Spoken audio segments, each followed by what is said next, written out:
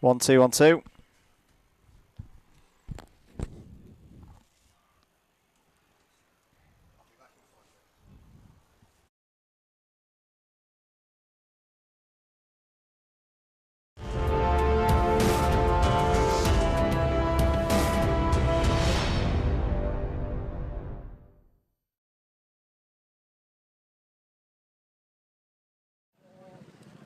BUKC's sexiest man, I heard.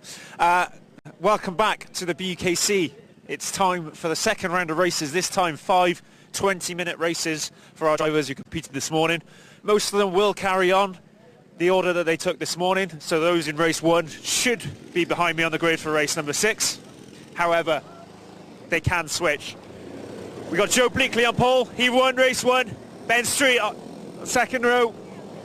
Should be a good battle between the two of them. Joe Bleakley's actually not got off the grid. He's struggled.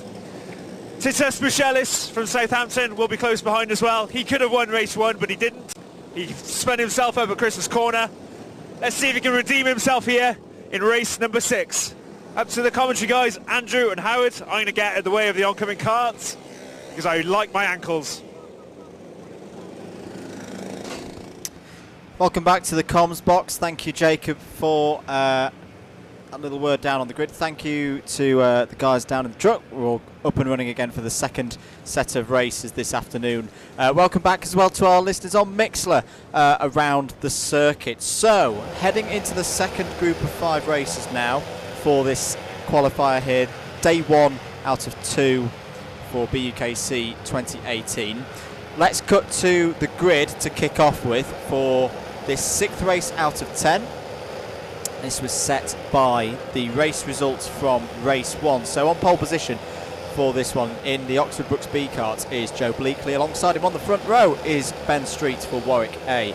Row 2 is Bath A and Northumbria A with Max Trechart and Denholm Smith at the wheel of those two karts. Titus Buchelis and Stephen Moffat 5th and 6th for Southampton A and Imperial A. Warwick B's Luke Baker-Smith starts P7 and Taylor Adams in the Swansea Met kart on P8. Row 5 is Jack O'Toole and Lewis Bracewell for Aston and Brooks. Row 6 is Joe Davidson and Valerie Novikov for Bath B and Bristol A. Row 7 is Brooks A, Jamie Desira and Rob Holland for Brunel B. Row 8 is Warwick E with Gaffarov and Alex Tucker on the Oxford A karts. Row 9 is Sheffield B's Matt Brown and York's Youssef bin Sohail. Row 10 is Ian Hodgkiss for Northumbria B and Alex Harley for UWE A. Row 11, Jonathan Collins for Cambridge and Sam Richardson for Manchester Met A. Row 12 is Samuel Earnshaw for Aston B and Kaz Iqbal for Brunel C. Row 13, Kieran Parkin for Southampton B and Nathan Little for Brighton. Row 14 is Toby Hogg for Warwick C and Chris Miles for Warwick D. Row 15 is Mark Quinlan for Oxford B and Alexander Roberts for Imperial B. Row 16, Simon Withers for Swansea C and George Wang for Imperial C. And last but not least, 33rd on the grid, 33 karts on the grid, it's Daniel Edgertonby for Brunel D. So the kart's coming round then, pusher kart pulls away, the quest for main started, it's a bit of a messy start towards the back, but we are green, we are racing in race 6 here at Whilton Mill. Into the first corner, is Bleakley going to be able to hold onto the lead? Yes, I think he is. Ben Street's trying to hold it in there in second place. They're all bumping and barging as they're trying to get through the first couple of corners. There's one spinner towards the back end of the field, but a lot of drivers caught out by that one. I think a few people were still on the lunch break in their own minds. as they file now through Christmas Corner. Are they all going to get through? Well, yep, the ones that are still there are on their way. But Bleakley, Joe Bleakley, has had an absolutely storming start. He was, for me, the only driver who kept his head in the game in race. Well, as Ben Street runs very wide and hits the cones, hits the tyres, sorry, that's going to be interesting. Will he get a penalty for that? Through comes Denholm Smith for third. That's a good move for the Northumbria driver. They've had a very good day so far. They were 5th in the standings at the lunch break, looking comfortable for getting into mains at the moment. Can they do more? So, end of lap 1. Joe Bleakley leads for Oxford Brookes B. Then it's Ben Street after that little moment in second for Warwick. Third place is Northumbria A and Denholm Smith. Tarsus Bachellis is up to 4th for Southampton A. Jack O'Toole's had a really good start, up to 5th for Aston. And then in 6th it's Max Trechart for Bath. So, Bleakley already 3 seconds clear after that first lap on what's been a very good morning so far for Oxford Brookes B. They led at halfway with a first, which was Bleakley's win in race 1, a second and 2/3. Actually, no, not 2/3, because they were demoted to 9th with a late penalty, but they still lead. They scored 229 points this morning over Southampton A. There's the Southampton A driver, Titus Bachellis, in the green hoodie there. They're second going into this race in the event on 2:26, and then Oxford Brookes A in third on 2:25. We'll get on to the ramifications for the main thing that we're talking about today, which is which 27 university teams will go forward to the Mains Championship starting at Bookmoor Park in the new year. But at the moment I can tell you the likes of Swansea, Manchester Metropolitan are all around that bubble point of 27th place at the moment. York are in there as well, Aston B, although their Aston A team has had a very good start to this morning. They did not get any teams into the mains last year. Looking good for doing that at the moment, especially if their driver in the 69 at the moment, which is Jack O'Toole, can hold on to this 5th place. Here's a good battle. The number 13 that you see, who's just passed through shot, that's Taylor Adams, very experienced BUKC driver. If this is the first time you've been watching the BUKC, was taken out on lap 1 in race 1 when this same group of drivers had a bit of a messy race to start the day, if I must say so. Adams was taken out in that one and then drove his way very well back through the field, and he's carrying on that work now in 5th place, up behind Bachellis in 4th for Southampton. Here's the 25 though, Bath A, Max Trechart, now being challenged by Brunel B in the 27 with Rob Holland driving for them. Bachellis is going backwards as well. That's Aston A, that's O'Toole and Bachellis side by side. Penalty for the number 5, that's Oxford A, who really need to have a much better afternoon than they had in the morning. Currently sat 21st in the standings. Well, this has been a much better start by this group of drivers to what they had in race 1. Is that a problem for the 69? They seem to be a little bit slow up the straight, and they're losing another position. There goes Trechart past O'Toole. So Max Trechart through. Very experienced racer in the BUKC. He's done a bit of Formula Student as well for Team Bath Racing. Should say as well, these races are shorter, 20-minute races as opposed to the 25-minute races earlier in the day. So more impetus on teams at the moment struggling to get into mains to get on with it. Northumbria A looking quick. 48.689 last time around for Denholm Smith, up to 2nd place now and closing on Joe Bleakley in the lead. Trechart goes defensive into Christmas, holding off Brunel B there. Rob Holland, very evenly matched pair, these two. This is now the battle for 6th place. Bath this morning, not a bad day for them. We said in the BUKC radio podcast the aim for Bath was to try and get back into the Premier class, and not just to be in mains, but to be in that top echelon of teams competing for the Premier class. They currently are 10th 10th after this morning, with results of 3rd, 11th, 21st and 2nd. 207 points on the board. There's your leader. In fact, no, change for the lead. Northumbria A have taken the lead. The blue suit there of Denholm Smith has streaked past Joe Bleakley in the kind of blue, yellow and white suits for Oxford Brookes B. So Denholm Smith, who was another one of the drivers I think who got taken out in the first lap melee in race 1, really showing how it's done now, going up the inside of 61. That's just a back marker. But Denholm Smith for Northumbria.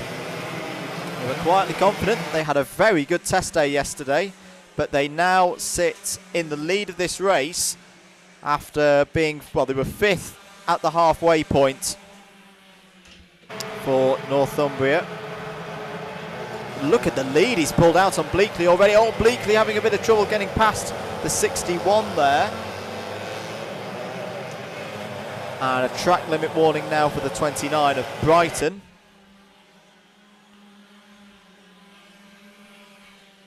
.5 minutes in this race to go.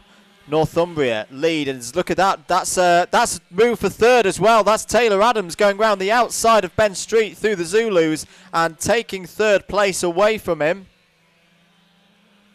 So that's really good stuff from the University of Wales Trinity St David. Look at the lead that Denholm Smith has pulled out in a matter of 2 laps, I think, over Joe Bleakley. Taylor Adams now closing in on Bleakley as well. Really, really impressive stuff from Northumbria. Cone penalty for Brunel B, so that's the kart in 5th place at the moment. Looking to now pull away, because that penalty, there will be 5 seconds added onto their final race time. And obviously if there's karts within that 5-second window behind them, they'll lose positions. 48.058, a new fastest lap of the race from Denholm Smith in the Northumbria A kart. This is your battle for 3rd that you can see on screen though. And that's the gentleman that they're chasing, Joe Bleakley, in the number 11, the Oxford Brookes B kart. Contact warning for the 44 Imperial A. Meanwhile, Mr. Mitchell's joined me in the commentary box again. Hello again. Sorry, yes. To be back for the last 5 races of the day. This is the pinch point. This is where it all matters. Well, as we like to say, it always matters. You know, every point counts. But this afternoon, the teams find out their fate.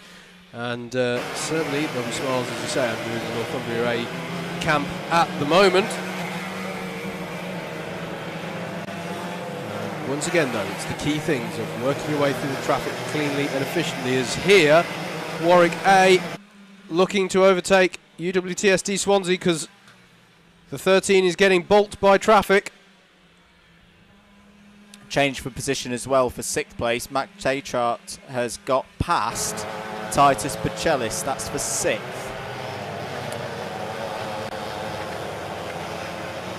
Ben Street looking for any opportunity to get past Taylor Adams. Through Inkermans they go.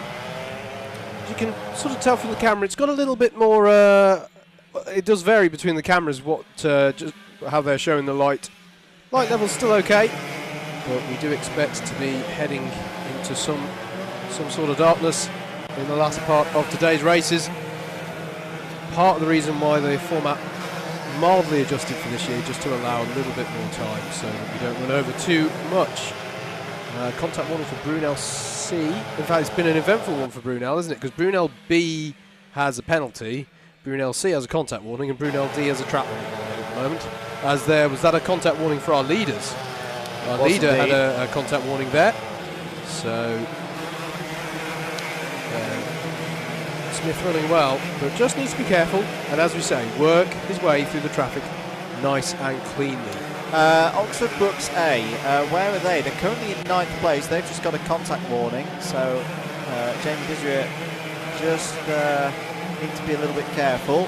Doesn't want to pick up another penalty. He had a bit of a messy first race. Potentially you could argue a win was lost there, but at least it was their B team that took the victory instead. The fastest lap is being passed around like a hot potato at the moment. It was Taylor Adams, the driver you can see on screen here, but that's just gone to Brunel B now. Rob Holland, a 47.282. So we are getting to that territory, Howard, of I'd consider these dry lap times, but with very little grip. Yeah, this is sort of where you'd expect to see. A bit like yesterday, actually, for the testing, Andrew, where we had dry conditions but very, very cold. That sort of region. Yes, on the Taylor Adams front, he's been able to pull out the gap a little bit to Ben Street. Ben Street has just, in the Warwick A-kart, got a track limits warning, so it's not for lack of trying. Taylor Adams does another fastest lap of the race, this time of 47.119. It's tumbling, isn't it? Tumbling down. You can see the dry patches on the shop there. And this is the battle now. Second place coming into the clutches of Taylor Adams. Joe Bleakley being caught last time around by, well, 0.8 of a second. 0.8 of a second gone out of the gap between second and third. There is second and there is third. More tyres being replaced through the Zulus. 70 fighting with Ben Street. And looking up the inside, that's Rob Holland going for fourth place. That's a beautiful move from Rob Holland up the inside of Ben Street for fourth place. Lovely stuff. It's a shame he's got a penalty, is the only thing I'll add to that. Yeah, but he's got 8 minutes now to pull out the lead. Yep. Another fastest lap of the race from Taylor Adams again, 47.105. He's now just 0.3 of a second behind Joe Bleakley. It's an interesting choice of clothing from Ben Holland. This is sort of, he's wearing a... Whoa, he just, he's really pushing, that? He hit, yeah, I know. A wet patch there. Yeah, you can see that. You could see the change in grip levels as he did. He's got an old Butmore Park race suit. That's what's confusing me. Yes. That's what's throwing me off. Maybe his previous one just got absolutely soddened in race one. We don't know. There goes Bleakley up the inside of the 61. That's just a lap down. In fact, 2 laps down now at Swansea C. But Adams right on the back of Bleakley now, all over the rear axle of that Club 100 car. Now, can Adams set this up for up to Christmas corner? Here he goes. He's got a very good run out of turn 2. Bleakley's going to stick to the inside. Adams is going to have to go the long way round. Gets it done on the brakes. Is he going to hold on to this? Oh boy! Oh, that's beautiful from Taylor Adams. Round the outside of Joe Bleakley, who we know how well he's been driving today. But that's your early contender, folks, for overtake of the weekend. That was awesome. Positioned to perfection there for Taylor Adams. Seen him do some impressive overtaking. And here comes Holland. Holland follows him through. Clean shot. Same move in 2 laps, was it not, for Holland? Or he certainly pulled exactly the same move a couple of laps ago. He loves that overtaking point, and he's through. And he has the fastest lap of the race now. Have we mentioned that? With a 46.936. He just beat the fastest lap whilst overtaking. And they're also closing it. Now penalty! Penalty for leader! Big penalty for the leader. Track limits. And now your battle that you're seeing on screen between Adams and Holland is basically for the lead. Absolutely extraordinary stuff. It's all gone, well, not all gone to tears, but Denholm Smith has accrued that penalty, and I'm pretty sure track limits is a 10-second penalty, Andrew. You could be wrong. I stand to be corrected. Look at this, Holland on the inside of Adams. Beautiful move again on the entrance into the boot. That man is on fire on the brakes. Well, not literally, thankfully, but near as makes no difference. That's an extremely impressive feature pull. But he's going to get bumped by traffic. Oh my goodness, look at him switching either which way to get through. Oh dearie me.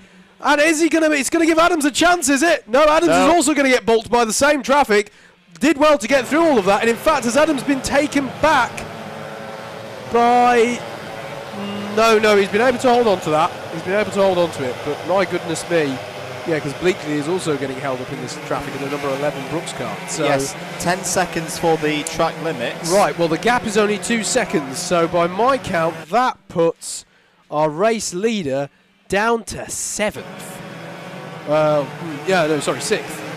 6th place for our leader. That was an expensive and costly penalty.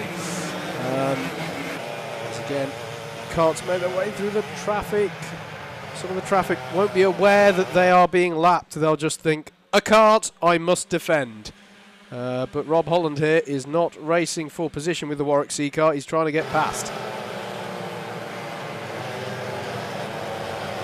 I think the Warwick C car realised that. Once he got alongside.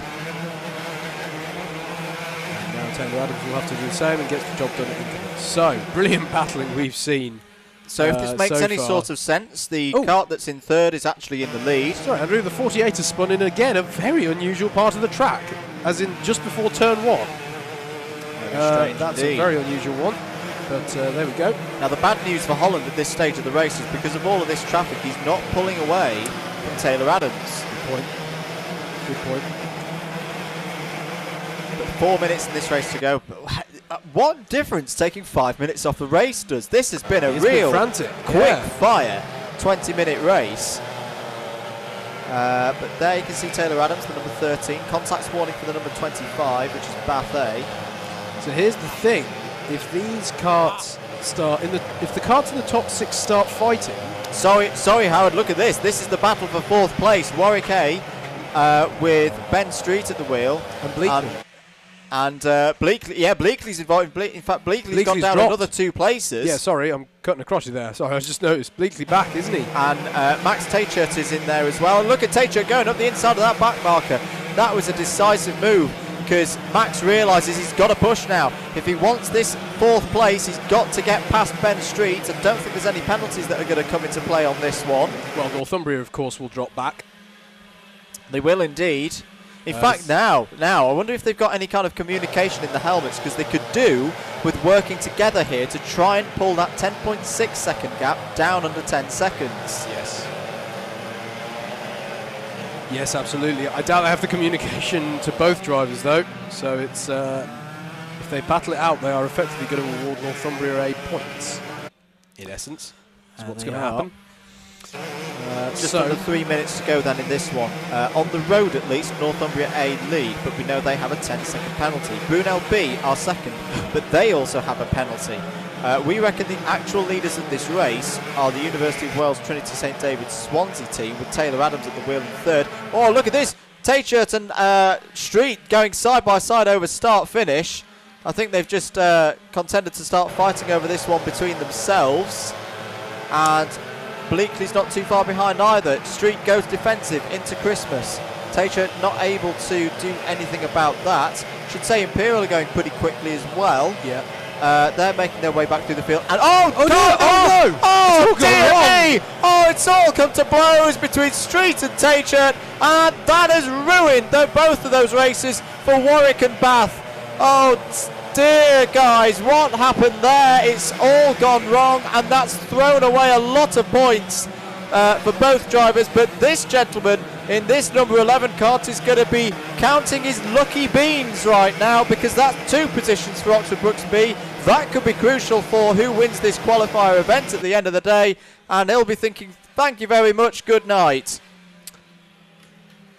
Well, that's how quickly it can change in the BUKC. Look at the 48s trying to attack the 11. I don't recommend that.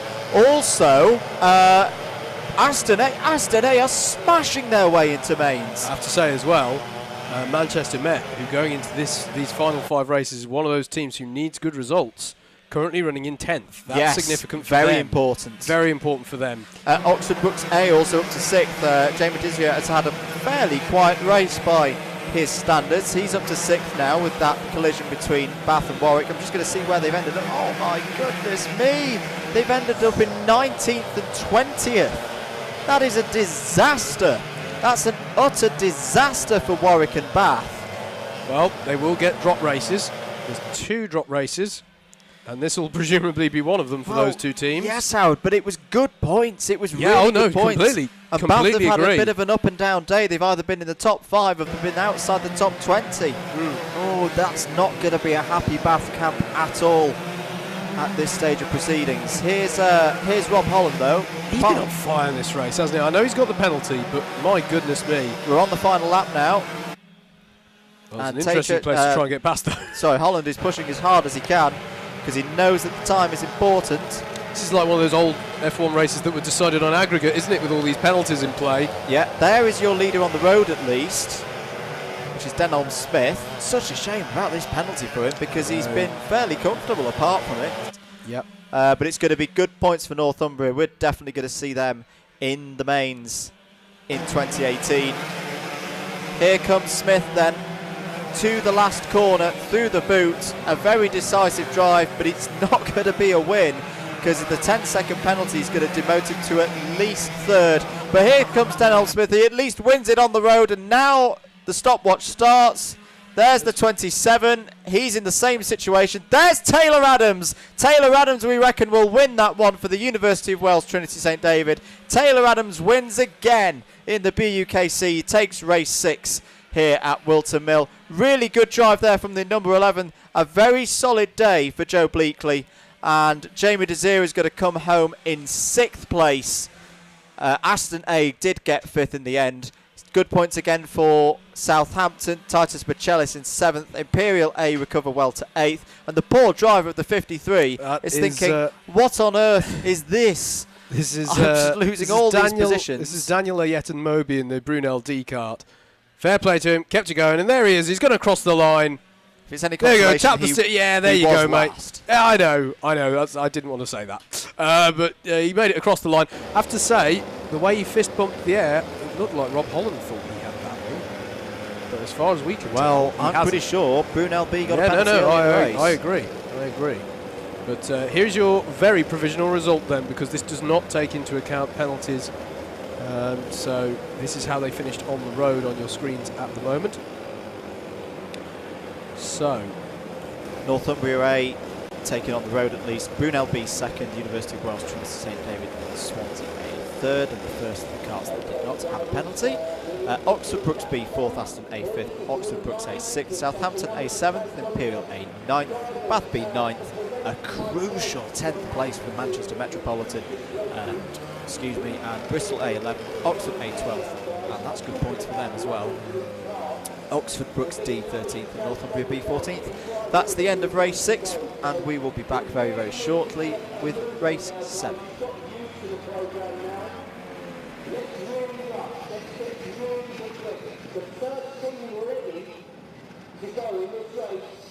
Come and give me a wave up the race control and you'll get a sweetie at the end.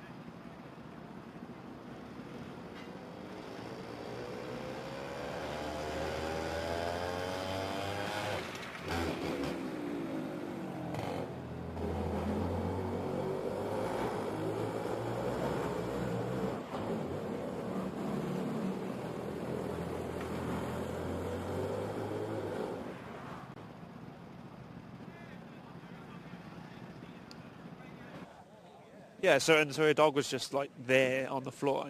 We're back live, down on the grid. We've got Taylor Adams here, who I've just told him he's won race number 6. Taylor, congratulations. Thank you. That was a hard race. Tell me where you started. I don't remember you being in the reckoning in race number 1.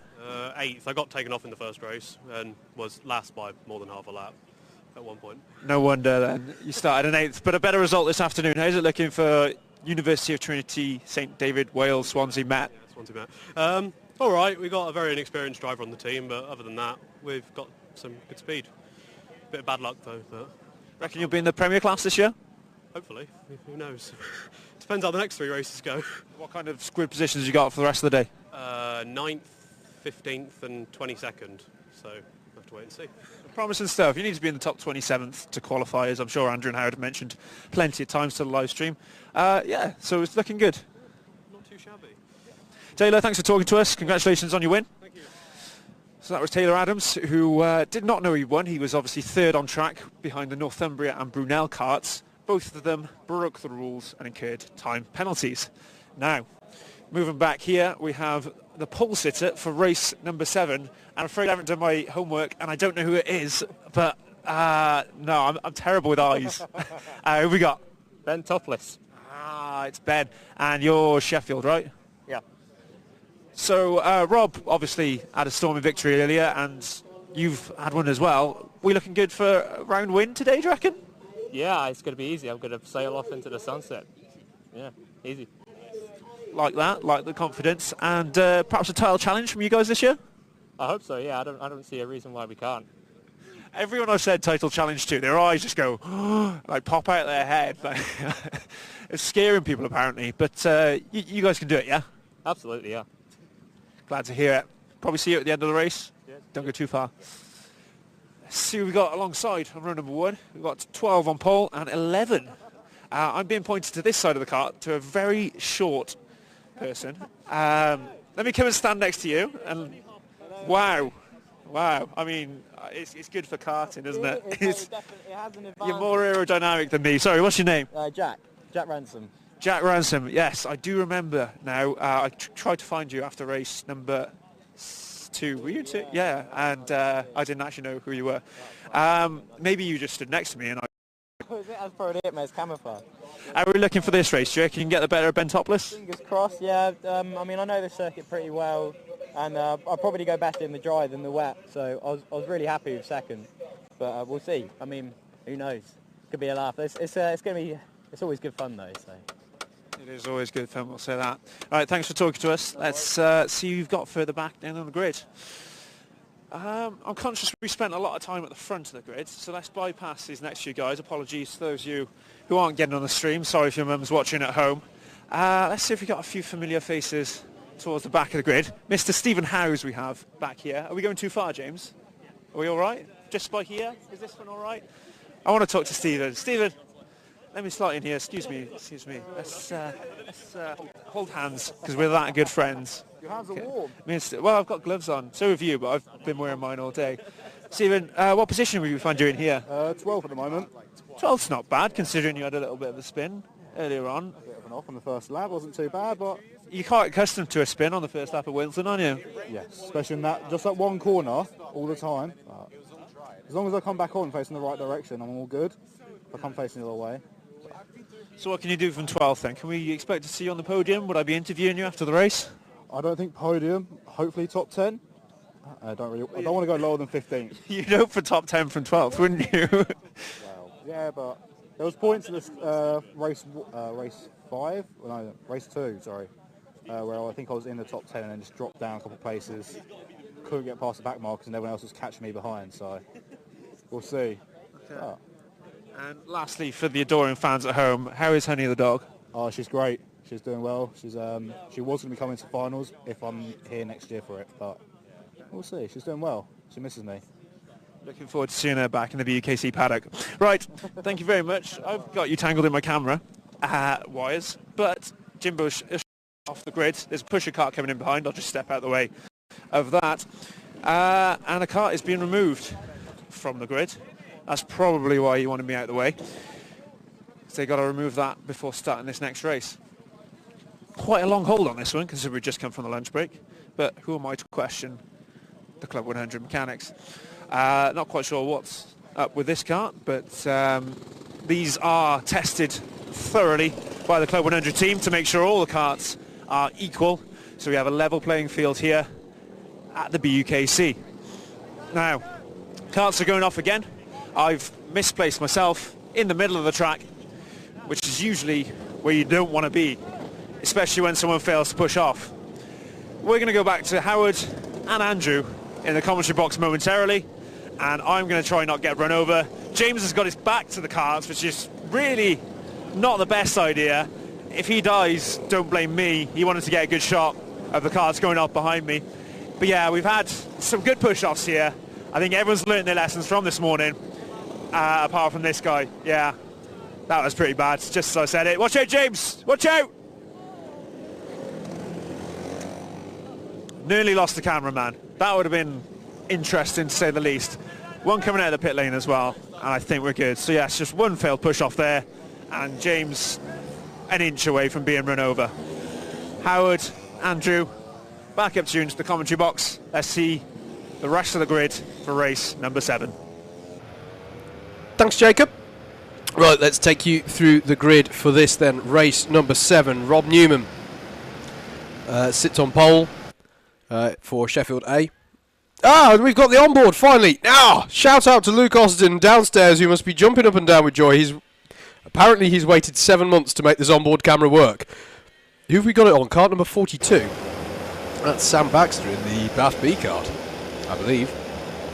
Right, let's look at the grid. The graphic comes up in tandem. That's brilliant. Right, Rob Newman for Sheffield A starts on pole with Jack Ransom for Brooks B second. Third will be Dylan Roach for Brooks D, and then Carl Roberts will be piloting the Warwick B car from fourth. In fifth place will be Rory Gills in the Southampton car, and then it will be James Ryan starting sixth for Brunel A. Andrew Dawson will start seventh for Northumbria A, and Lewis Nicholson will start eighth for Oxford A. Steve Daly will be starting 9th for University of West of England A, and then it will be Tom Obi starting 10th for Aston A. Sam Baxter starting 11th for Bath B, and then Stephen Howes will be starting 12th for Brighton. Sam Cobb will be piloting the Warwick A kart from 13th place. Are we looking good for a start here, Andrew? Not sure, but Ben Goodwin will start 14th for Swansea C. Abhishek Gautam will start 15th for Bristol A. I'm being told they're going around again. That's good, so we've got more time. George Halliwell will start 16th for Northumbria B. Swansea A will be piloted by Will Goodhue, starting 17th.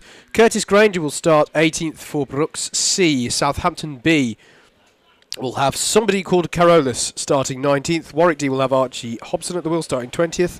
Liam Kearns will start 21st for Brunel C. James Johnston will start 22nd for Swansea B. Felix Kurgel will start 23rd for Aston C. York will have Harry Curtis at the wheel starting 24th. Imperial B will be starting 25th.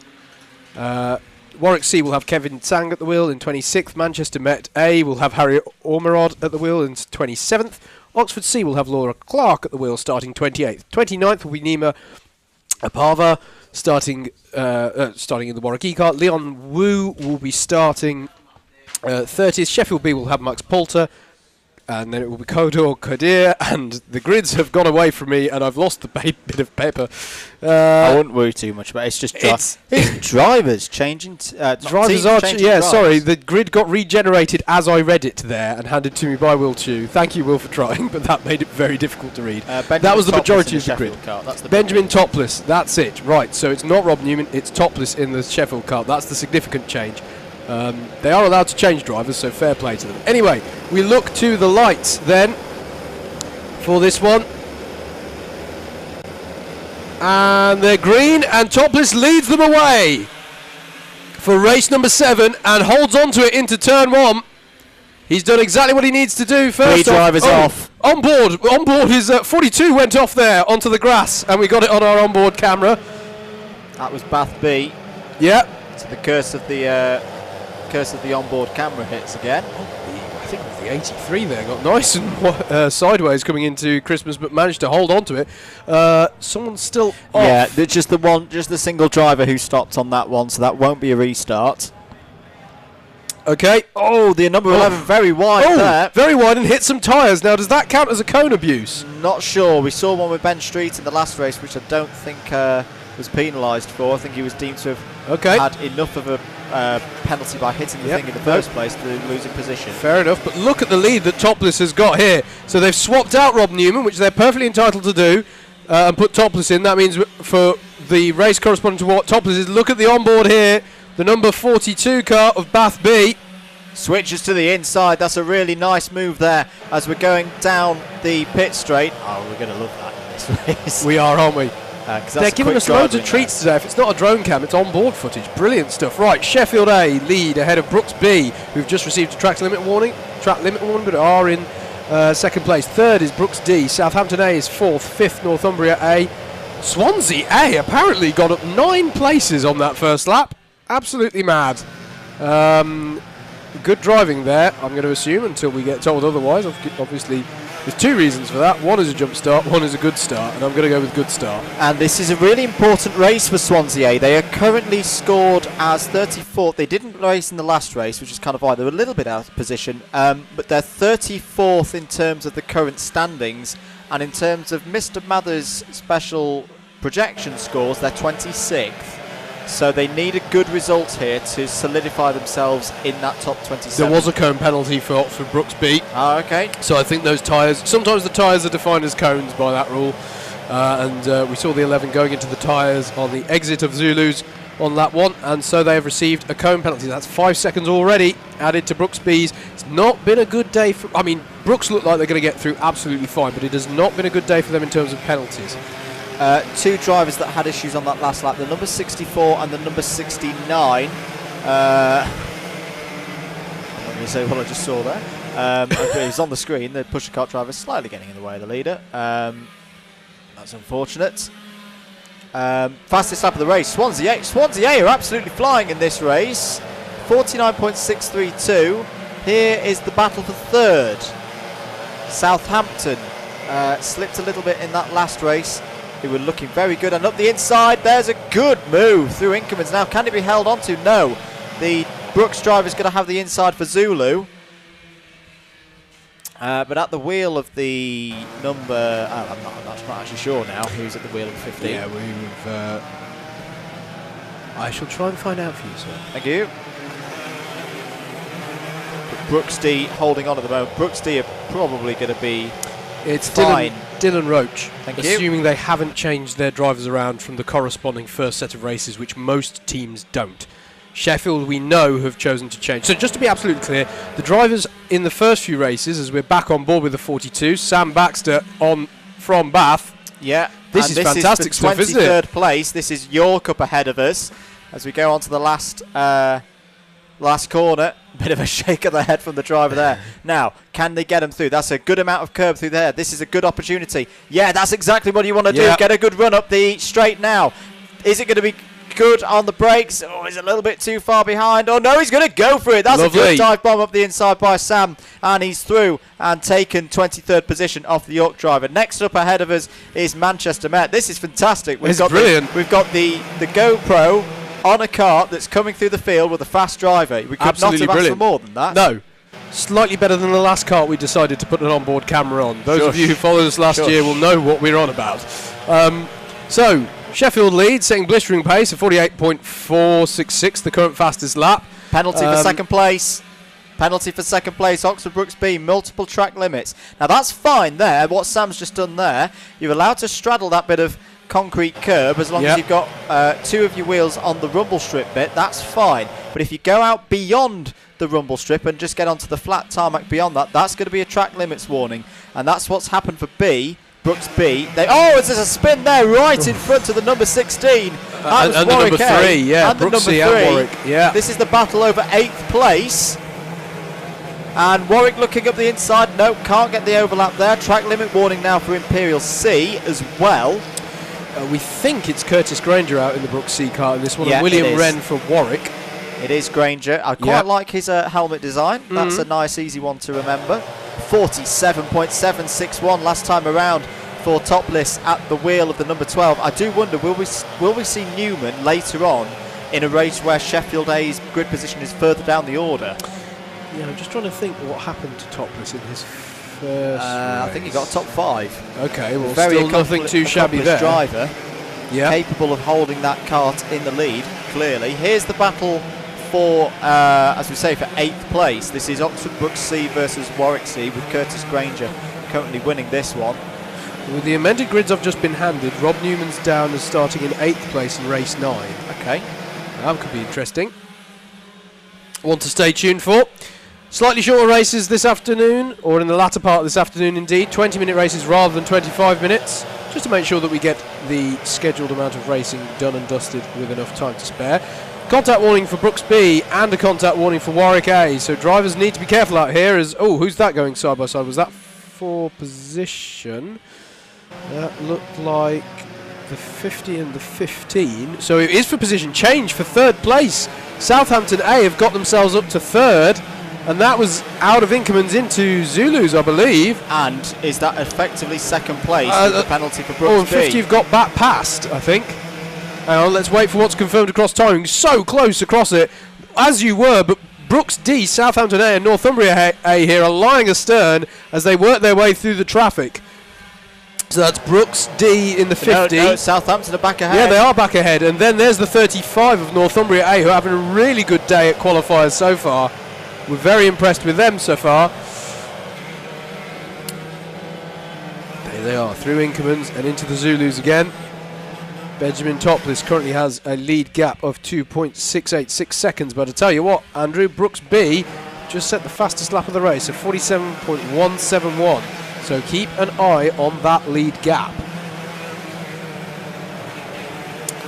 Fastest lap of the race, Brooks B, 47.171. And bit of contact there. That was very. What that was a switchback, as we like to call it, nearly not paying off. Just about paid off. A little love tap on the back bumper there. Up the hill once again. Oh, kart circulating with no number plate on. And that is a student. That is not a definitely 100 test driver. Yep. So that's going to be interesting. Will they get flagged in? I think they will. I'm going to disagree with you because I don't think there's a rule against that. Well, how do you discern if they deserve a penalty? How are our hard-working spotters able to spot if a driver doesn't have a number on? No, that's true. I'll take that. That's valid. Towards that driver from race control as to young sir or madam, please reattach your number plate. Think of it like this: if you're driving down the road in your car without there's no registration plate, you're going to get pulled over. No, I accept that. It is slightly different in the sense that they do have a transponder on the thing, so at least it's still registering laps. But it's a fair point, mate. I take the point. Change for the lead. That's 11 ahead of 12. Brooks B and Jack Ransom have just gone past Benjamin Topless for the lead of the race. Have indeed. Well, this is a very strong day, and I mentioned it earlier in the first group of races. People will tell me, Andrew, shut up, it's qualifiers. I'm already thinking championship here, knowing how close this championship's been the last few years. And currently, Brooks B are looking very, very good for winning this event today. If they keep this as it is, they'll have got, from their first 6 races that they've raced in, 346 points. That's pretty good. Yeah. And that's considering that they've got a 9th place in one of those, which if they carried on as there's a penalty for Warwick A, they can improve on that 346. So that penalty that's for multiple contacts, which I think is going to be 10 seconds. So that's going to be costly for the Warwick A kart. Meanwhile, Sheffield, this would be a good result for them as well. It would give them a 1st, an 8th, a 5th and a 2nd as their best 4 results so far, and then hopefully that 19th place eventually becomes a dropped score that they got in race 3. Curb warning for Aston C. We should talk about as well some of our teams on the bubble. In fact, I'm going to fire over to you, Howard. I'm going to shout some names at you and see where they are. In the race? Yes. Okay. Manchester Metropolitan, how are they doing in this one? I'm going to be reporting bad news on them, I fear. Manchester Metropolitan are in 24th. Yeah, and that's kind of like up nearer, well, they need a higher position than that. We keep saying 17th place. Anything above a 17th place finish is good. That's solid. Penalty for the leaders. Sorry. Penalty for the leaders, Andrew. Track limits again for Brooks kart. And I think that's going to be 10 seconds. It is indeed. So they've lost the lead of the race and then some. And that puts them down to 3rd place. As it stands at the moment, they may just be able to keep that gap to Southampton A, but that means that Benjamin Topless is in the lead effectively of this race. And Southampton A have just set the fastest lap of the race and the fastest lap of the day. We're into the 46s, Howard, a 46.942. As there's number 7 trying to get past. Oh, bit of contact there between the 2 back markers. the 48 and the 61 getting involved together. That's been a change of position then, because Brunel A has got past Bristol A for 10th place. Oh, sorry, that's not two back markers at all. That's very apologies. much yes. Is that the Frentzen-esque helmet? That is the Frentzen-esque helmet. Yeah, it's got a sort of feel about it, hasn't it? Sorry, but sorry. Keep an eye on I'll keep an eye on the screen as well, Howard, in case anything dramatic happens. How are the Swanseas doing? Swansea A and Swansea B. I can just see James Johnson. Swansea A is 7th. Swansea B is 14th. That's very good. I'm also going to mention Swansea C is 11th. So good race so far for Swansea in general. Not sure if Swansea C are in any position to qualify. They're actually doing very well. Okay, fine. They're in on projected 24th at the moment. So Swansea are holding 3 of the last 4 positions to get into mains today. C in 24th, A in 26th and B in 27th, but they'll all improve. They keep these 3 results as they are on track. That's going to go up. Yep. How are Brunel C doing? Ooh, Brunel C I can tell are in. They just got demoted by Bristol A, so they're down to 13th now. And a contact warning for Abhishek Gautam as well, so needs to be careful there and not gain many more of them. But Brunel C, they're having a good race in this one, need that. Aston B, I think we saw, had a penalty or at least a warning earlier on. How are they doing? Aston B are 28th indeed. Well, that's not too good. Contact warning for the leader on the road. Yeah. Here's the battle for 7th, Oxford Brook C, Curtis Granger, and it's still Warwick A, isn't it? These two have been fighting since about lap 1 and through. No. I thought Warwick were going to go through there. The critical thing to remember with this battle is that William Wren in the Warwick A car has a penalty. Yes, he does. So it's a great battle on the road, but unfortunately it's all for naught. Warwick D, Warwick C, how are they doing? I can tell you Warwick D are 19th. Yes, Warwick C are 23rd. That's not good enough. That's not good enough for either of those two. So Warwick are risking... how many carts did they have? No, they had 3. Warwick were 41. They were in mains last year. Warwick C's main status looks very under threat. And a black flag for Abhishek Gautam in the 34 Bristol A car. Well, that's not good news at all. Advantage by contact. Yes, perhaps. Well, I don't want to be too harsh, but Abhishek's an experienced racer. He should probably know a little bit better than that. Warwick A. William Wren is getting the toe of a lifetime behind Curtis Granger. He's just on a 46.636. This is good work. Now this is, and up the inside goes Wren. I was just about to say they were working really well together, but I think Wren wants to get on with this now. Well, he has to, Andrew, because if he wants to salvage something from this, with the 10-second penalty I think he's got to get through here and start pulling away. If he feels he's being held up, he's got to go for it. More so than most in a sprint race. The timing screen is lighting up blue and purple. There's the 32. The 32, Swansea A, they've joined this battle now as well.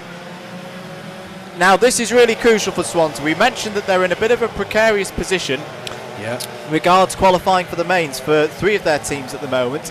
But a position here for Swansea in 9th place would do a very, very big helping hand, or give them a helping hand towards getting in that top 27. They've got a back marker in front of them. Granger goes up the inside, gets by. Is Wren going to get through as well?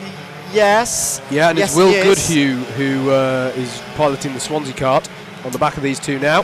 He's got through as well. I think the back marker helped. What's happened there?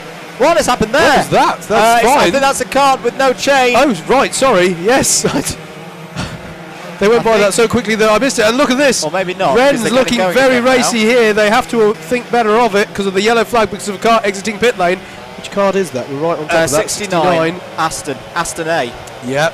Oh, not that's good crucial. for them. Yeah, that could be big, couldn't it? Right, more traffic now. This is the 34 that's just had a black flag. Yeah. I should say as well, Oxford B have got a penalty, the 51.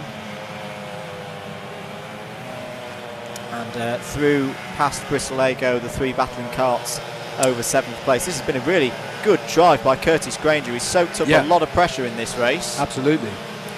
And let's clarify here. Granger, no penalty that we're aware of. That's a new penalty this time for Oxford B. So they're accruing quite a few here.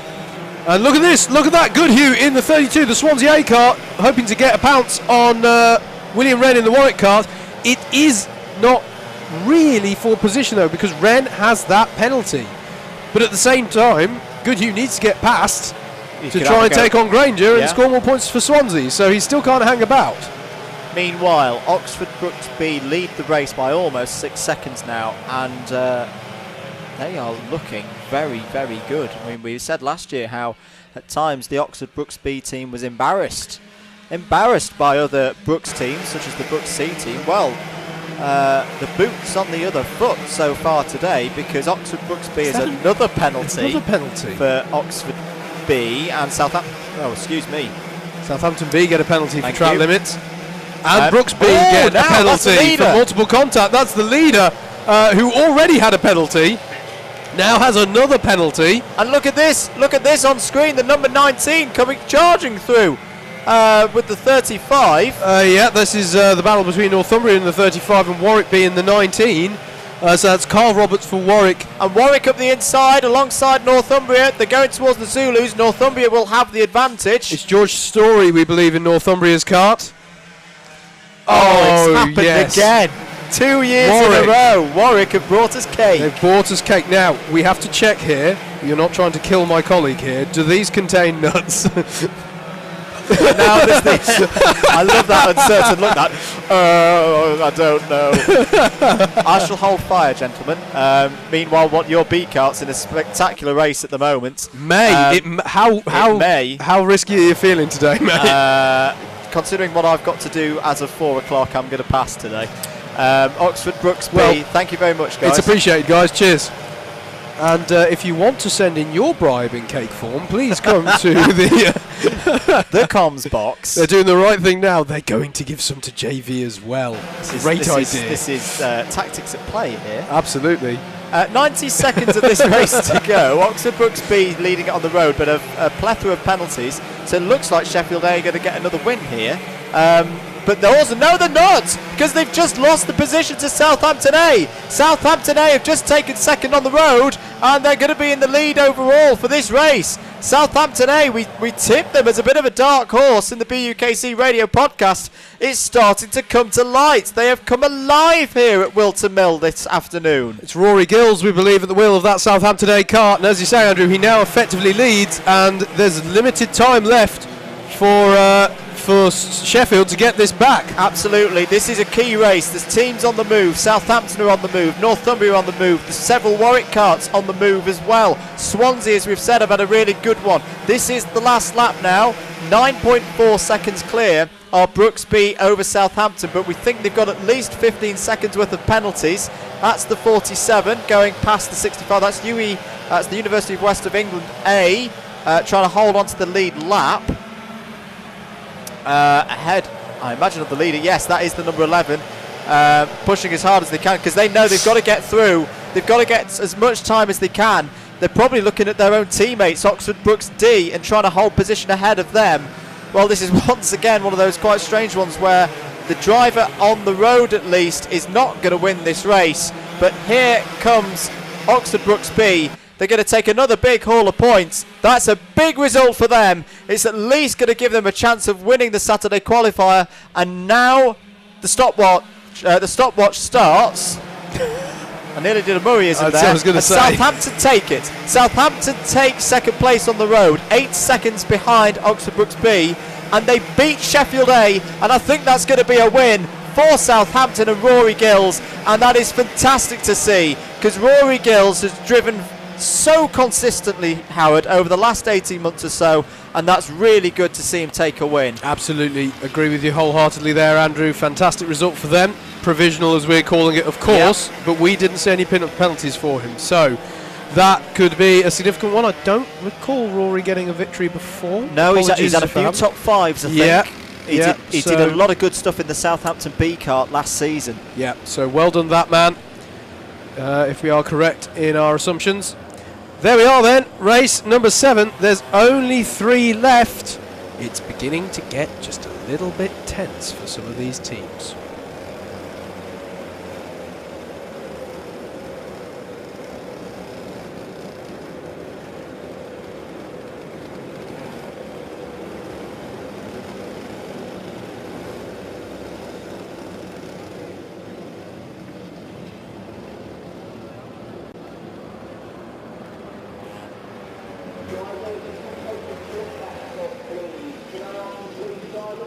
take the fuel caps off the car. And we're going to weigh you guys, so stick around, drivers. We need to weigh the drivers. Can we have everybody make their way back behind the fence, please? Sorry, everybody. If we're going to have drivers staying back, please, let's just finish that race so we can get you on the scales.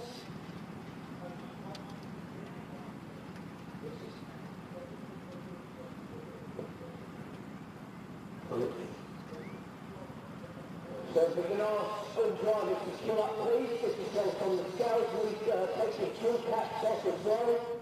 Grab your number plates and standards. And everybody else, please, can we have you behind the barrier, please? Behind the barrier, please.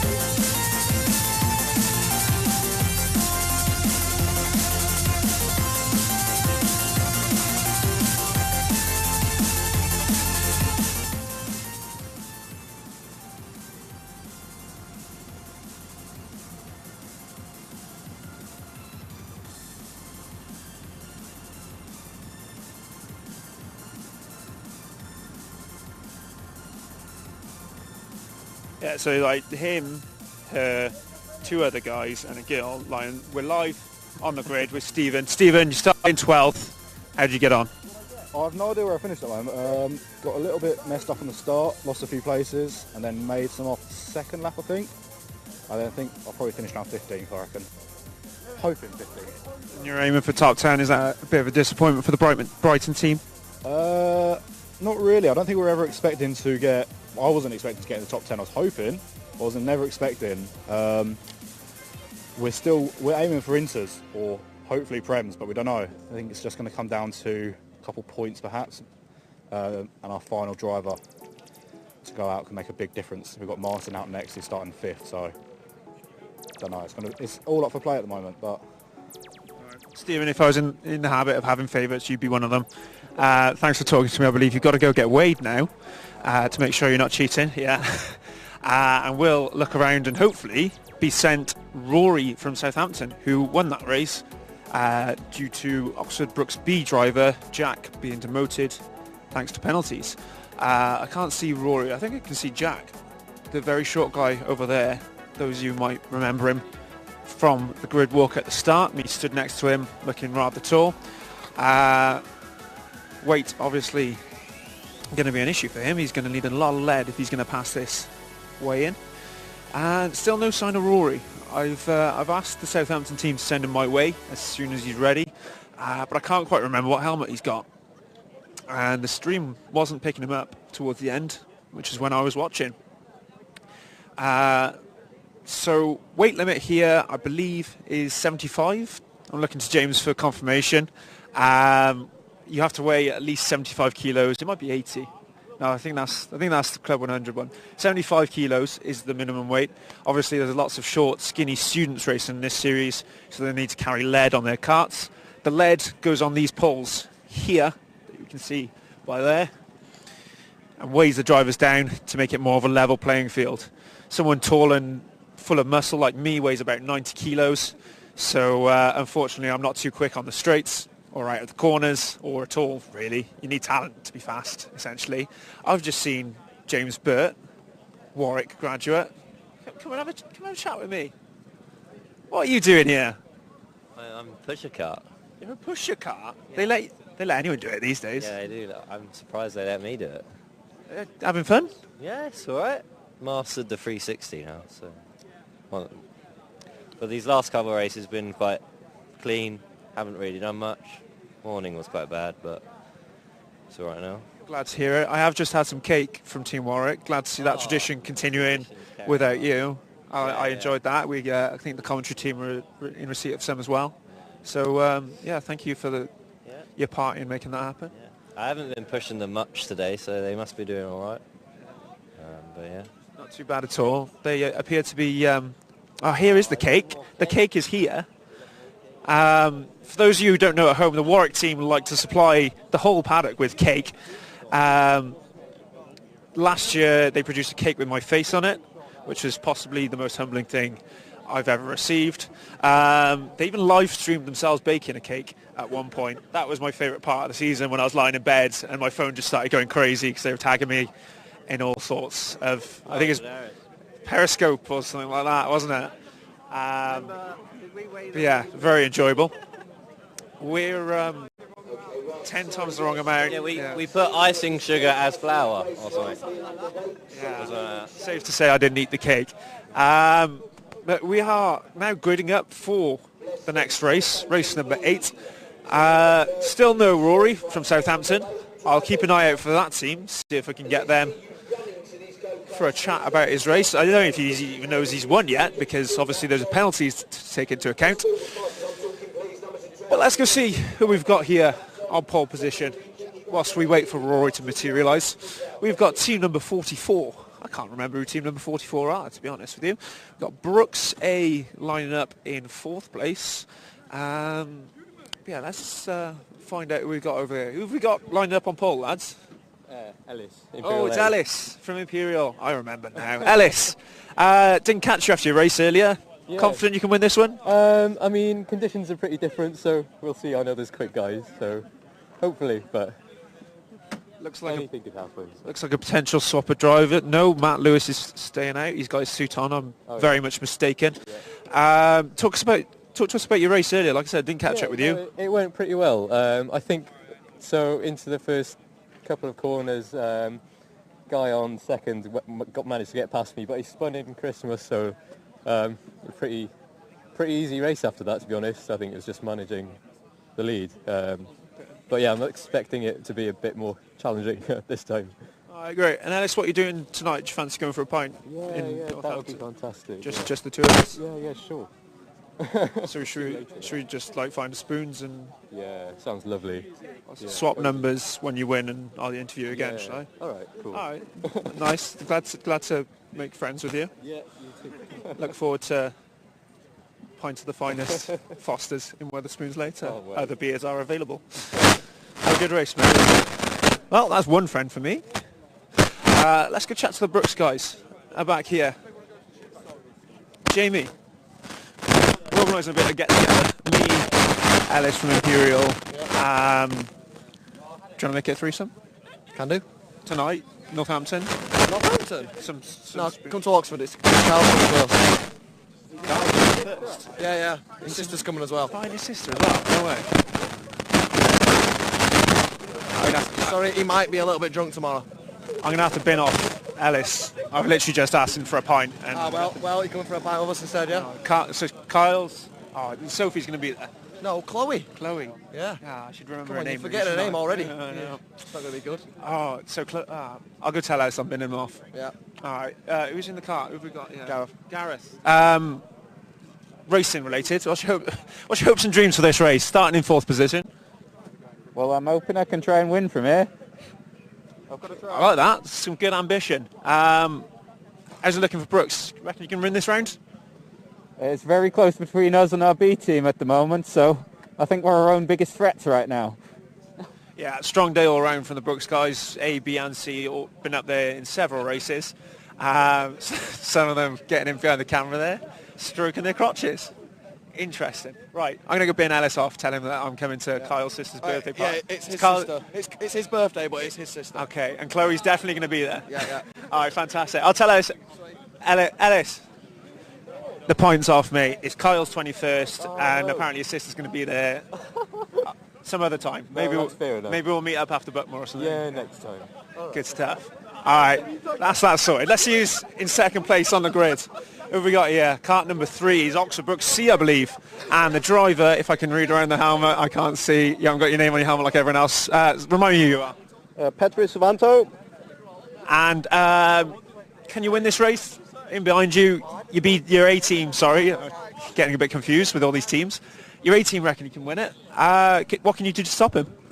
Well, it's my first BUKC race on the dry, so it will be a challenge, but I'll try to adapt quickly and let's see what happens.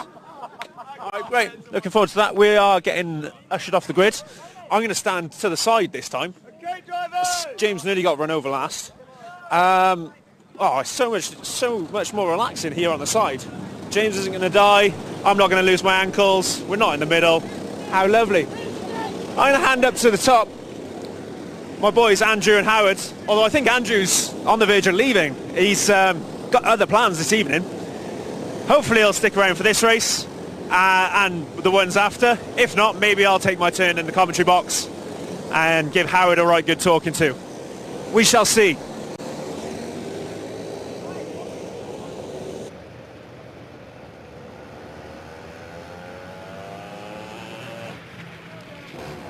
Thank you very much, Jacob. Thanks for that down on the grid. We're getting ready for race 8. They're really racking along these today. And the return of Ellis Jackson and Imperial A to the front of proceedings. So get into key spots now, because most of the teams will have done 6 races, so they'll have a good solid banker score in, and now they're just trying to improve it. The grid for this one looks a little bit like this. Imperial A will start on pole position with Ellis Jackson at the wheel. Alongside him on row 1 is Petri Savanto and Oxford BUKC. Row 2 is another all Oxford Brooks affair, with Piers Pakenham Walsh in third for Oxford Brooks B, and Gareth Haynes, saw him down on the grid, in Oxford Brooks A. Row 3 is Martin Matchak for Brighton and Jamie Henderson for Northumbria A. Can they continue their very strong day so far? Row 4 is Ben Simpson and Sam Nash for Warwick B and Brunel A. Row 5 is Aston B's Georgie Chapman and Oxford Brooks D's Carl Rayner. Row 6, Bath A, Lois Wentworth and Northumbria B's Charlie Knox. Row 7, Jonathan Collins for Cambridge and Ober Adelaja for Warwick D. Row 8 is Manchester Met's Harry Taylor and Rhys Roberts for Swansea Met. Row 9 is Dimito Elagiazayan for Aston C and Dougal Ferguson for York. Row 10, Ashley Davidson for Sheffield A and Owen Heaney for Imperial B. Row 11, Matt Elmore for Bath B and Callum Young for Brunel B. Row 12, William Rattenbury for Swansea C and Takesh Kariwanza for Bristol B. Row 13 is Harrison Weeks for Brunel D and James Derrick for Swansea B. Row 14, Jack Miziowski Wall for Sheffield B and Ithaisium Ralph for Oxford B. Row 15 is Swansea A's James Wright, Oxford C, Edward Harris also on that row, and row 16, Warwick E's Luca Fiorellini, Cataldo and Jingxiao Xiao for Imperial C. We all good, Howard? Yes. If anyone's wondering, I'm busy doing an apprenticeship in Mr. Mather's spreadsheet of Doom. It's a very impressive spreadsheet. It's just you need to know what you're doing. So I've done that. Yes. So if I... Sorry, folks, this is going to translate poorly into commentary. If I do... Not that. If I do... Hang on. Sorry, folks. It's for a good cause. Yes. That. Then I can tell you what the championship, this event order is. And Southampton A have taken the lead. Indeed. There's the significance. There we go. See what we're doing here. The reason I'm doing this, ladies and gentlemen, learning my trade, is because Mr. Mather is leaving us at the end of this race. He'll be back tomorrow. Family commitments. How's the M1 doing? There's been several things that we've been checking today. Weather, scores, and also the traffic up the M1. Oh, it's still good. Anyway, we've got a race on. This is race 8 out of 10. It's the Saturday qualifier for BUKC 2018. Eyes on the lights.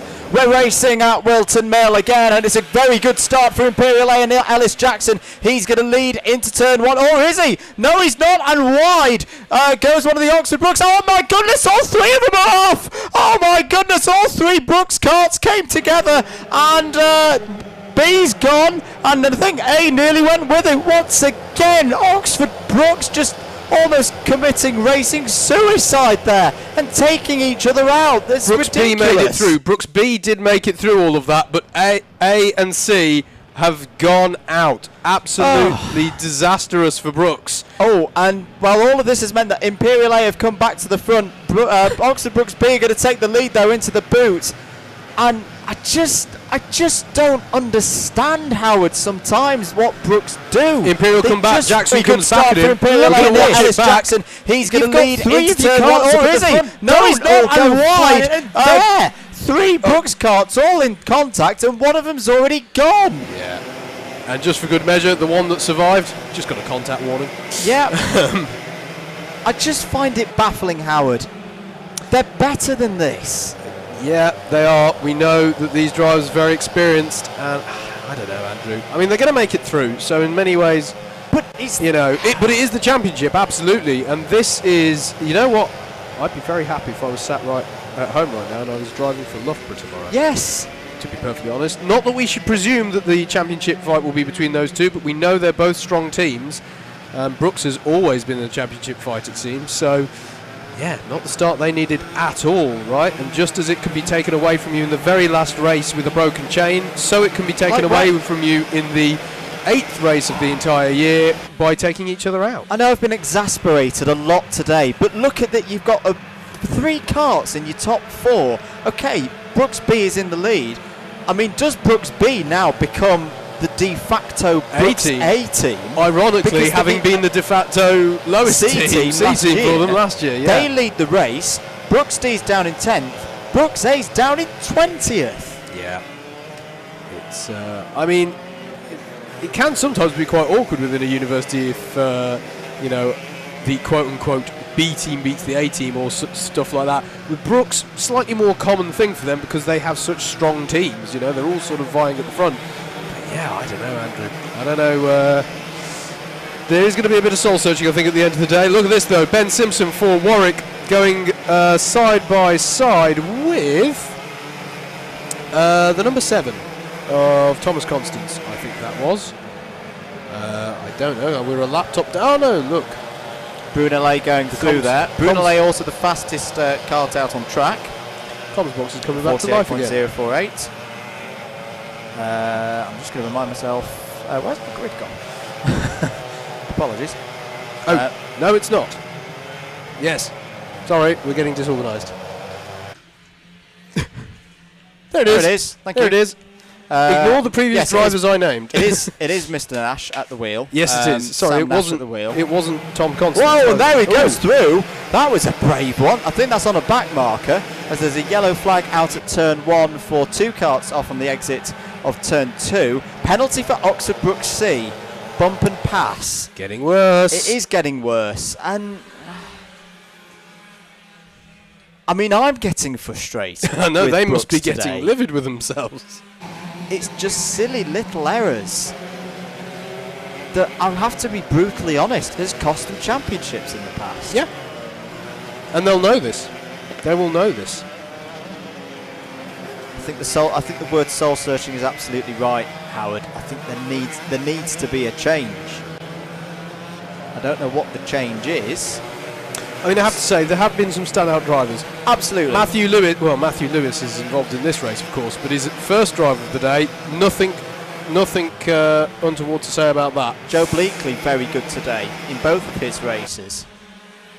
Brunellet are flying through the order. They're up to 3rd. They've just set the fastest lap of the race. And Oliver, you're very naughty. I've just had a message from Oliver Wedden, last year's Loughborough captain. Sorry, I've got to read this out, Ollie. You're right, Andrew. I am a Loughborough driver sat at home watching, and I did enjoy that first corner. Ooh, shots fired. Yeah. 15 minutes to go in this 8th heat of the day. Let's talk mains and just being there. Have Brunel been fighting with Warwick for basically 6 hours? Some form of Warwick car has fought with some form of Brunel car all the time today. Which is good to see. But keep an eye on those two. Even in this shot we have the number 7. In fact, Northumbria as well have been in on that. Once again we have a battle between Brunel A, Northumbria A, and in this case it's Warwick B over 3rd place. Yes, it is indeed. Saying that though, Brooks can still win this event. Oh yeah, they can win this that's the event. incredible thing about Brooks. They're always sort of there or thereabouts. As we've got a drop. Oh, that's a difficult place to be spun out. Kart stationary on the apex of turn 2. Never a nice place to be stationary. One of the fastest bits of the track. As there's a contact warning for the number 9 of Cambridge, which has Jonathan Collins at the wheel. If I'm not mistaken, he had quite an eventful race earlier on as well, did Jonathan? So he'll be hoping to stay away. There's a black flag for Warwick B. That's somewhat significant there. 5th place Warwick B in the number 19 car. That's Ben Simpson. So not what he wanted. Black flag. Not sure what that was for. A lot of black flags for and penalties for track limits today, has to be said. Drivers really need to respect those limits. Okay, let's talk where teams are going. Are they going to mains or are they going to rookies? Recent moves have put Swansea C in a spot of bother. They've gone from on the projected at the start of the day 20th position, and they've slowly slipped their way down, and they are now sat at 28th. There's a few penalties coming through that we'll just read you through. Cone penalties for Warwick B and Brunel B. It's on top of a black flag for Warwick B, by the way, so their race really has gone from bad to worse. But Howard, if you can pull up timing on that one. Yes, Swansea C not looking in the best of shape. They're now 28th on projected, and they've only got 2 races to go, including this one. Who's pulled themselves in, who's pulled themselves up by the bootstraps is Brunel C. At the moment, they're projected in 26th position at the end of the day. Still in and around there, Manchester Met trying to get into mains on their BUKC debut. They're currently sat in 25th on projection. The good news, they were really worried earlier on, but Oxford A are looking not too bad. They're in 22nd at the moment on projection, and they've got a bit of a buffer. They just need to keep putting the decent results in. Though, are they in this race? They are. Are they? Oh, yes. No, they're not. Sorry, no, they're not. So I think that's a good couple of races that they've had, and they're dragging themselves in there. Swansea are definitely dragging themselves in there as well with that 7th place last time. They were outside. They were the unlucky 28th place position in terms of projection after qualifying, so they're pulling themselves in. But anyone who has been 29th or lower at projection after qualifying, this is so Warwick D, Aston B, Warwick C, Aston C, York, Warwick E, Imperial B, Sheffield B, Oxford B, Bristol B, Oxford C, Brunel D and Imperial C. They have been on the outside looking in all day long, and they're still there. Yeah. The one that stands out from that lot for me, I think, Andrew, is York. And I say that only because most of what you just read out were B, C's and D's teams. Yep. So York, at the moment, the only university, we believe, who are staring at, well, I don't want to make it sound too dramatic, but staring somewhat at an abyss, because this is it. Look at this lovely drone shot as evening draws in at Whilton Mill. Floodlights are on. Drivers need to have clear visors as a result. Oh, mechanical flag. That's the first time we've seen that today for Aston C. That's not actually really good news for them trying to get into mains. I think I'm going to take this opportunity to take my leave. I just want to give a quick thanks to everybody today. It's been so fun today. Yes. Thanks to all the drivers. There's been some great racing. There's been definitely some entertaining racing to watch and to commentate on. I want to say thanks to all the guys at Alpha Live downstairs. They've been brilliant as always. JV and Will in race control, and of course Willie Chew, Jacob, Morgan, all those guys, and all of our new cameramen as well. So thank you, everybody. I'm going to disappear now, leave you in the capable hands of Howard, and I will be back in the morning. There's nice bit of contact there for the 35. Goodbye. Cheers, Andrew. Quick change over here.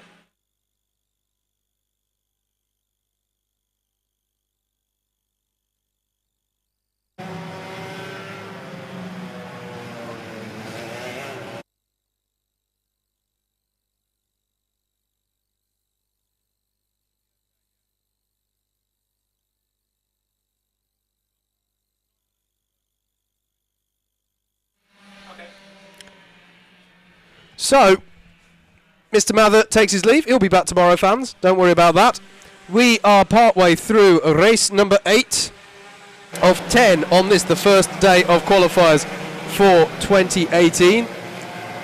The more worrying thing is that I've been left with the Mr. Mather spreadsheet of doom, so I'm going to try my best to keep you all abreast of who is on the bubble. We just had a final rundown from Andrew there. We've got 9 minutes left of this one, and Jacob has joined me in the box. Do you want to say a quick... Let's stick a headset on Jacob and see what happens. I mean, he'll talk is what I'm hoping, not that one, because that's not a proper headset. Aha! I know what I'm doing. This is Brooks B, our leader, working their way through traffic, by the way. Hello, hello, hello. Hello, Jacob. How's your day been?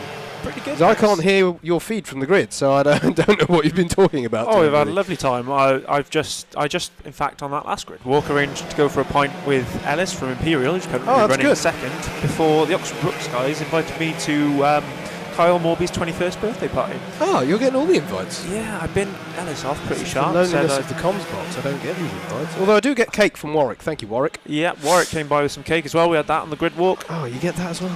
Yeah, well, I was talking to James Burt, who's in one of the pusher carts today, Warwick graduate, and yeah, they came over with a cake for him that he'd been missing out on while he's pushing people off. Nice stuff. Piers Beckenham and Walsh currently leads this one for Brooks B. You're welcome to stay if you want, Jacob, or you can go and roam free. Be your own agent. I'll stick around for a few minutes. Cool. If you want me to, I've not got anything else on for the next 7 minutes. It's true. Having the job of doing grid walks is a fairly redundant position whilst a race is happening. I will grant you that. So we got 7 minutes left of this one. Piers Beckenham Walsh does lead this one. We haven't seen any penalties for him in this one, but it has, other than the fact that they're leading the race. I know this will sound a bit weird, as there's a black flag for Brighton for advantage by contact. Still stationary carts strewn around the circuit. Light levels dropping now. Does get slightly harder, the visibility drops slightly.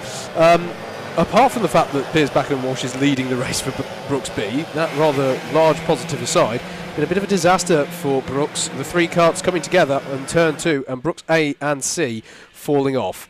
Not good. They might be about to get a bit worse, Howard, because Imperial A are very, very close. And they are, aren't they? Screen. Here it is, and Ellis Jackson has been on a charge all day. Meanwhile, penalty for third place Northumbria A, bump and pass. So that's a 10-second penalty for them, but we have to keep the focus, as is appropriate, on the lead battle here. Jackson, interesting attempt to overtake there, went all kinds of sideways to the last corner, but has been able to hold on to it.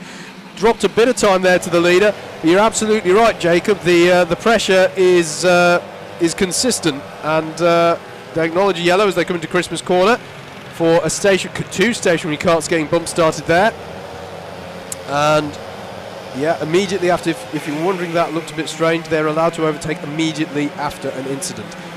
No green flags needed here in the BUKC. It's straight back to racing conditions the moment that you've passed the incident. So the gap has gone out just a little bit more in this last lap. I think S. Jackson had that tricky overtake on the traffic last lap through the final corner. As Brighton drop down the order as they serve their black flag. Currently in the pit lane to do that. Yeah, unfortunate for that for Brighton. I was talking to Stephen Howes in the previous grid walk, and they're hopeful of getting into the intermediates, potentially the premiers, but that might be beyond their reach now that black flag is causing some trouble. Now, interesting situation here, as there's a penalty for Swansea A for track limit abuse. The leaders are catching up to the number 2 cart, which is the Brooks A cart.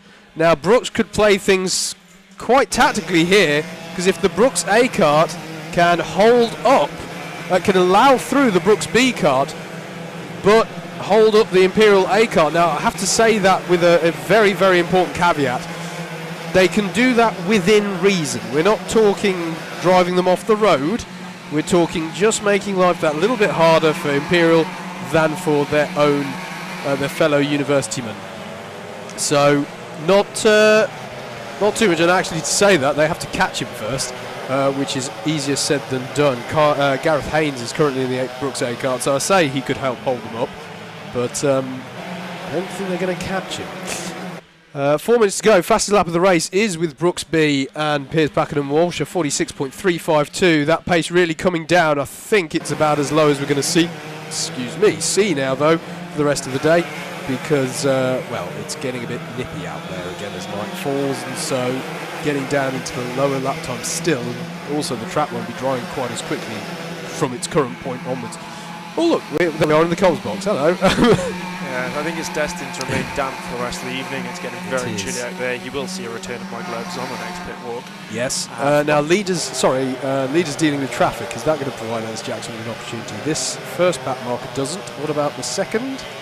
One of the Warwick carts. Pakenham Walsh is up the inside into Inkermans, and actually that's probably helped him, because now Ellis Jackson's going to get held up through Zulus, and the gap's going to extend a little bit out again.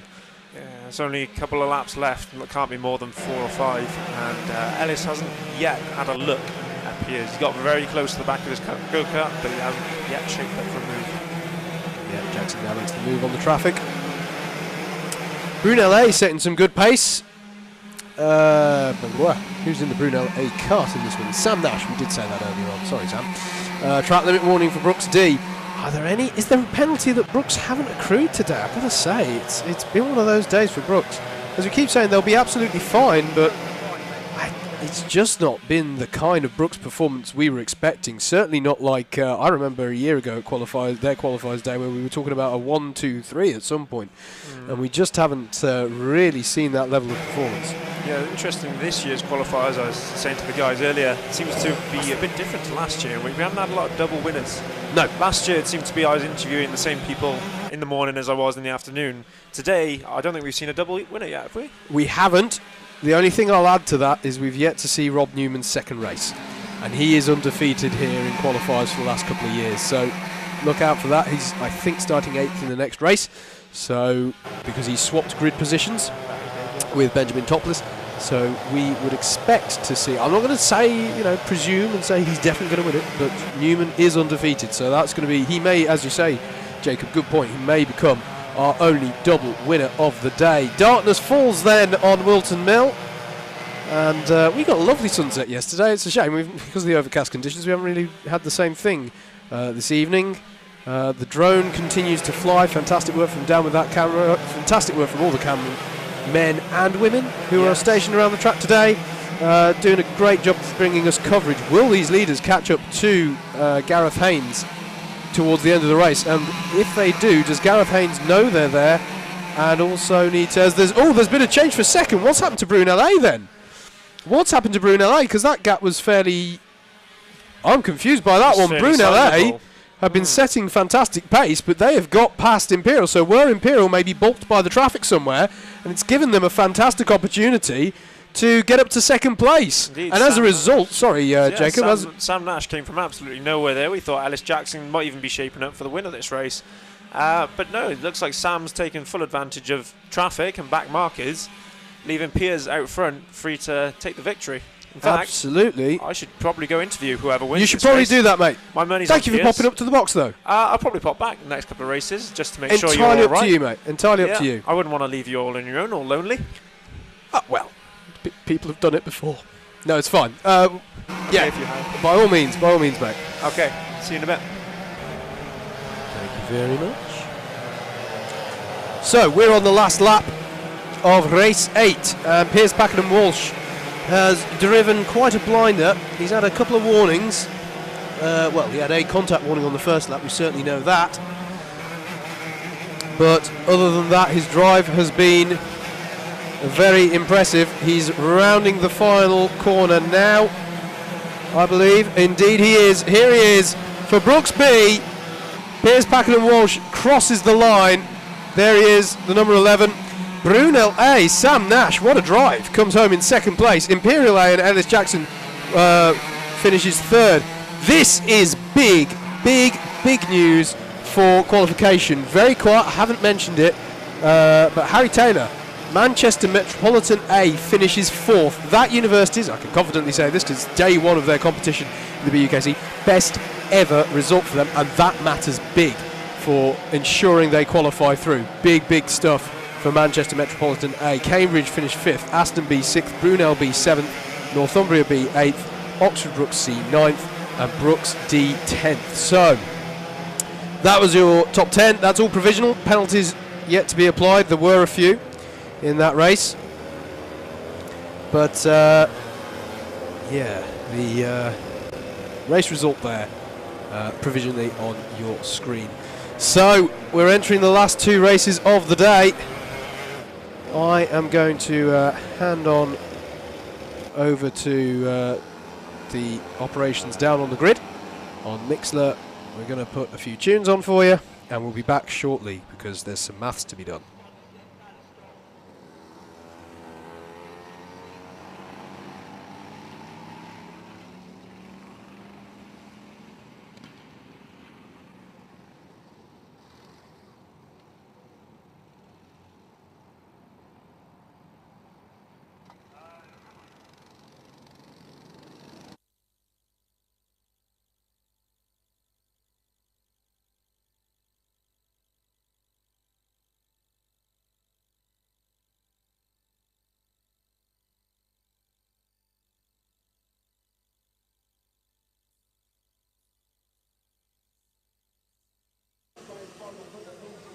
We're back on the grid. Piers Pakenham Walsh won that race for Oxford Brooks B after his two teammates in the C and A team took each other out on the first corner. We're still waiting for Piers to come in. In fact, I think I can see him at the back there. I've asked the Brooks lads to send him my way for an interview. But yeah, closely chased down by Sam Nash from Brunel. Great race from him. And in third place, off the top of my head, was Ellis Jackson from Imperial College. I should know because I was commentating through that, as you all on the stream know. So I think Piers is getting weighed, verifying that he is of legal weight and on a level playing field with everyone else. And now he's making his way over to me. I think he's looking my way as if to say, am I having an interview? And he's just about to take his helmet off. Quick high five with Matt Lewis. Piers, congratulations. How did you find that? Yeah, it was, well, I don't really know how close people were or weren't behind me, but I got into the lead, I think, in the first two laps and just sort of kept my head down, kept my nose clean in traffic and just sort of kept going forward, really. Bit of a helping hand from your A and C team taking each other out on the first lap. Ah, okay, there might be some arguments going on like that then, but that makes a lot of sense, I suppose. Too much excitement over the 21st, Kyle's 21st, or...? Potentially. I think the less said about that, the better, considering I think what's been said earlier. But I think, yeah, hopefully, I think the team, all four teams, have done really well today, and we can. I think the B are on track for a very good result in the end. So hopefully, we're going to celebrate tonight as well as Carl's birthday. Fantastic, Piers. Congratulations. I'll speak to you again later. So that was Piers, our winner of race number 8. We have 2 races left, and as you can see, it's getting quite dark. I'm making sure I face into the light so that you can actually still see me, and hopefully you can still see the karts on the live stream. We'll stream the next race, certainly. Maybe have to shut it off for the last one, but we will endeavour to bring you as much racing as we possibly can. Right, we have Matt Lewis starting on pole position for Brooks. This one, we have Diego to the side of him. Let's have a quick chat with Matt first. Matt, come on over. So Matt, you won earlier, right? Yeah. Can you be our first double winner of the day? Hopefully, that's the plan. Just starting on pole, so hopefully get a good start at the inside. And hopefully everyone behind will battle and I can just get away. That's the plan. I'm very conscious that on the first lap of the last race, the Brooks A and C karts took each other out, starting in similar positions. You didn't know? Well, I got some news for you. Brooks A and C kart took each other out. Was it Pietri and Gareth? Yes, coming together on the first corner. Can the two of you, I don't know who's in the C kart, but can the two of you avoid the same fate? Hopefully, yeah. Well, we work together, so let's just try not to piss each other off. Two sensible Welshmen should be able to keep it together for the English University, I'd imagine. Matt, good luck. Hopefully see you again as our first double winner at the end of the race. Lovely, cheers. Alongside him, we have Diego. Very unlucky not to be able to convert his pole position into a race win today. Diego, still chasing that elusive win. You feeling confident after your race earlier? And hopefully I don't do what I did at the start. Yeah. Which will be good. and then I think if I can stay with him at the start, yeah, we have a shot. I'm still crossing my fingers for you. I haven't said this before today, but if I had favourites, you'd be one of them. Yeah, how's Southampton's day going? You're looking pretty strong, aren't you? Yeah, it's gone pretty good, like, for both teams as well. So B had a bit of bad luck, but it's going pretty well. It's good to hear. Strength and depth, I like it. I'll let you get on. Good luck. Let's go talk to who's in behind. Is this Richard Morris of Cambridge? It is. Guys, you might want to watch out for the cameraman. He's coming in behind. It is Richard, isn't it? Yeah. I can't quite see through that visor. What are you doing back and forth? You should be right at the front row, shouldn't you? Yeah, well, I'm only a little guy, so the dry weather suits me a little bit better than the wet. So fourth earlier in the damp was okay, and I'll see what I can do here. Bit of a dry track. That is a fantastic explanation as to why you're going to win this race. Now that you've said it, though, the pressure is on. Well, let's see. Qualifying for main aim, and then we'll see if I can do a little bit better than that. Fantastic. Richard, have a good race. I'm going to go see who's behind you. We're getting a thumbs up from Jimbo. Does that mean we're going? It does. Yeah. Once again being shoot off the grid. I'm going to take up my spot on the side. Interesting mix of drivers here. I think anyone at Brooks A, Brooks C, Cambridge or Southampton A could win this. Top four very strong drivers. I'm looking forward to it. We're going to head up to the commentary booth with Howard Mitchell on his own, although I'll probably go and join him halfway through the race. Wouldn't want to leave him doing all the hard work by himself. Car's just being pushed up behind me. Someone's gone face first into the floor. Unfortunately, we didn't capture that on camera. If only someone was filming. It looked a bit painful.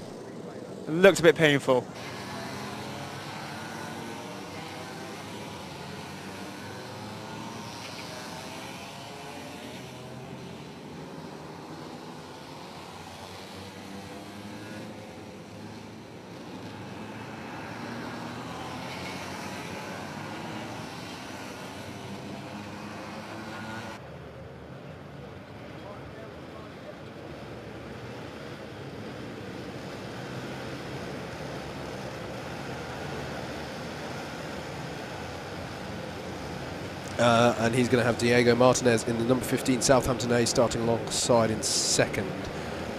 And I'm going to carry on with your grid because I want to make sure I get all of these done for this one. Through the race. We're going to see Wouldn't want to leave him doing all the hard work by himself. Now we're both hands on the bumper. No, it was just a Someone's Common gone Garden face trip. first into the floor. Looked very dramatic. Did a worm at the end. Capture that on camera. Dust yourself off. Get back up. Well done, sir. If only I've someone done it. was filming. Many others have as well. Beautiful replay. Well done, guys, on tape. For those on Mixler, man fell over. He's fine. Thus, we can do the whole "you've been framed" moment. Right, Matthew Lewis in Brooks A starts on pole. Diego Martinez, Southampton second. Third on the grid will be David Haynes for Brooks C. Richard Morris will start fourth for Cambridge. Alistair Irvine will start fifth for Warwick A. Kirk Langley will start sixth for Southampton B. Ryan Edwards will start seventh for Swansea B. Eighth will be Rob Newman for Sheffield A. That's one to watch. Won the race earlier on, has switched grids with his teammate in Sheffield, Benjamin Topless. UWTSD Swansea will start 9th with Harry Farnhill at the wheel. Andrew Dawson will start 10th for Northumbria A. Matthew Puncher will start 11th for Brooks D. Thomas Constance will start 12th for Brunel A. And George Malin will start 13th for UEA. Swansea C will be piloted by Adam Pugh, starting in 14th. Looks like we're going around again, so I will be able to carry on with this grid. Susan Gutzold will start 15th for Aston A. Jack Chamberlain will start 16th for Brunel B. Francisco Medina will start 17th for Bristol A. Thomas Fox will start 18th for Aston C. Jeremy Todd starts at 19th for Swansea A. 20th will be Bradley Caps Jenner for Manchester Metropolitan A. Andreas Dimitridis will start 21st for Bath A. Tom Grunshaw will start 22nd for Oxford A. Yusuf bin Suhail will start 23rd for York. Joe Perkins will start 24th for Warwick B. Trenton De La Haye will start 25th for Imperial A. Oh, we're doing a full roll-up lap, presumably to allow one of the carts to catch up. So De La Haye will start the Imperial A cart from 25th. 26th will be Benjamin Rudling for Oxford C. 27th will be Alex Lead for Oxford B. Daniel Cohen will take the Aston B cart from 28th place on the grid. 29th will be Ben Daniels starting for Bristol B. Axel Hervey-Noya will start 30th for Warwick C. Apologies if I'm messing up any of these names. Samuel Goodwin will start 31st for Brunel C. Jonathan Mitchell will start 32nd for Sheffield B, and 33rd will be the Brunel D car piloted by Chris Hammond. For some of these teams, it will be their last race of the day, because each team sits out 2 races, and for some teams, race 10 will be the one that they sit out. Here's the pusher cart driver pulling off. Nope, so we are going around again. So this is where the crunch point happens in these last 2 races, but it's building up all throughout the day. I've already failed in the spreadsheet of doom Andrew Mather Academy because I've just had the confirmed result through for race 8 just as we had to go live, so I don't think any of you want to listen to me sit a maths exam. I might give some homework to Mr. Harris if he comes up to the box. So hopefully this time. Interesting, we're not using the cut through now. Oh, we are using the cut through. What am I talking about? That is the cut through. That is Chapman's. They're going through. So here we are then. Penultimate race of the day. Matthew Lewis got a win earlier in the day for Brooks A. He's going to be trying once again, but Diego Martinez, formerly a pole sitter today, now starting second, may have something to say about that. So I think surely this time we're good for a start. Is the pusher cart driver pulling to one side? He's not, so we're still circulating. So some kind of issue here. All right, JV. He's nearly there. He's nearly got through the first day of qualifiers as JV and his Club 100 team, supplying the carts as they do. I have to say, I still haven't had the cake with Warwickson. That hectic. I'll have it as a celebration for the end of the day. Right, through the cut through they come again. It's going to be a 20-minute sprint race. This 5 minutes shorter than the normal sprint format we use in the BUKC. Matthew Lewis just doing a little flourish there. He's got his Brooks teammate of David Haynes behind him in the number 3 cart. Diego Martinez there in the sort of Brazil, well, not the sort of, the Brazil themed helmet. And then Richard Morris in that orange and yellow sided helmet. And who can miss Alistair Irvine in that pink helmet? Are we good for a start? Nope, we're still going around again. I'm wondering if maybe we're having a bit of a timing issue here, because I can't see any drivers. Or maybe there's a driver in the pits, perhaps. Ah, there we go. There we go. Driver coming out the pits now. So someone had a bit of kart woes, and they don't start the race. Now, if you spin off on rolling up laps, then yes, you have to start from the back. If you have a kart issue, then you're allowed to resume your position. So we'll now be waiting for that. We will now be waiting for that kart to find his position. So darkness falling now on Whilton Mill. In fact, we've just turned off the lights in comms, so we can still see what's going on out there.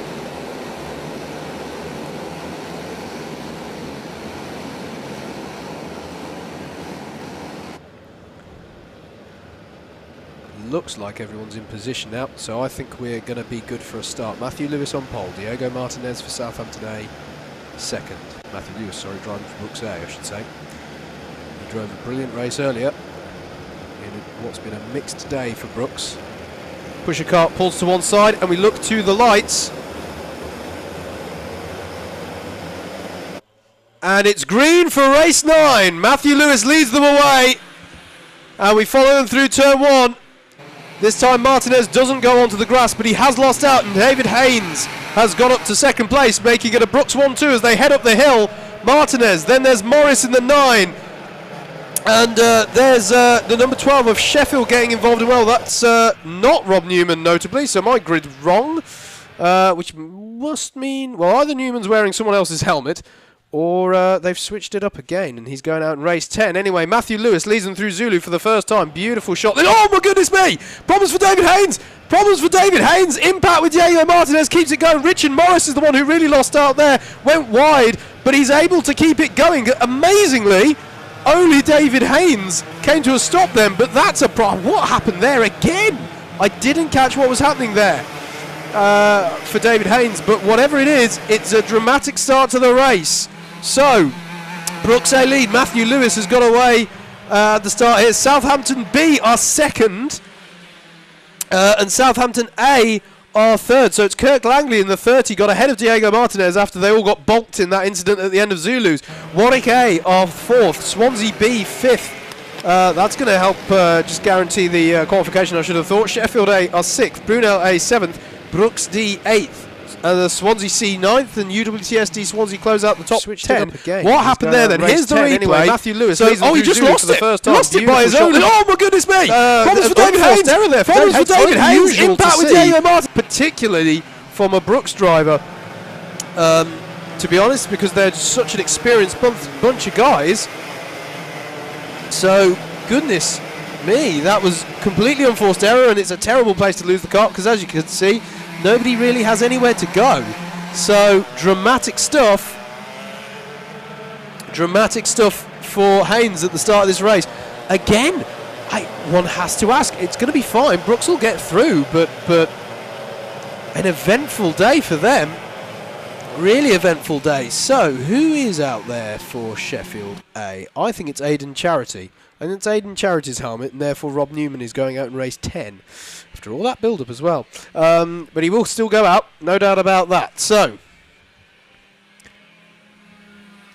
Brooks A. I hope I didn't drive dear Jacob away by saying it was up to him whether he came back or not. I didn't mean it like that. He's welcome to come back to the comms box. I have homework for him at the very least to fill out the spreadsheet of doom. Southampton B. Something's happened to Southampton B. Southampton B's dropping down the order. So it's not going well for Kirk Langley now. Penalty. Penalty for Southampton B. What's that for? I will check what that's for. It's for track limits. Well, something's happened to Southampton B because he's dropped down the order significantly. So something there happened to Southampton B. Meanwhile, out there in the darkness, Matthew Lewis has a 6.7 lead. We need to look at the battle for second. Here it is. Diego Martinez defending against Irvine of Warwick, and he gets it done. Alistair Irvine gets past Martinez with a beautiful move through the latter part of the lap. Now up into second place. He's been driving well today, has Irvine. And he's just demoted Martinez of Southampton down to third. Can't miss Irvine this year. I mean, I don't mind the pink, but my good... look at this! Aidan Charity of Sheffield going up the inside of Martinez as well. Martinez has had a grim few corners there. And look else! Has he got a problem? Has he got a problem? Because Brunel have just got past them as well. Thomas Constance, we believe it is, at the wheel of that car, has just got past Martinez. So, is there trouble for Martinez? He doesn't look too bad down the straight, able to generally keep the pace there, although I did just look down the back straight, which is one of the shorter straights on the track. Aidan Charity then from Sheffield will now start to challenge Alistair Irvine. They cross the line onto a new lap. Here they are, drone following them well there, loving that camera, particularly in these floodlit conditions. Another track limit warning for Southampton B. Look at this, Charity for Sheffield has got a run on Irvine up the hill. It's going to be Irvine versus Charity, and I think he's got it done. I think Sheffield has got past Irvine. Indeed he has. There he is. The white helmeted driver now ahead of the pink through Inkermans, and then Brunel A with Thomas Constance at the wheel is ready to pick up the spoils, but he's not able to capitalise on it, and he has to sit behind Irvine, although he's going to get a good run off of the Zulus. He looked like it. Is he going to have a look? There's Charity.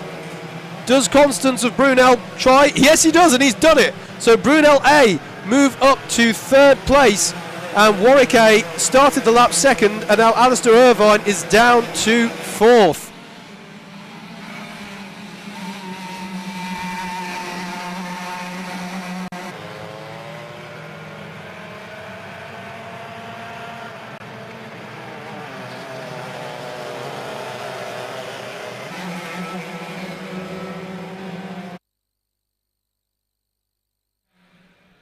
Sorry, I've just been joined by Jacob in the box. Apologies there.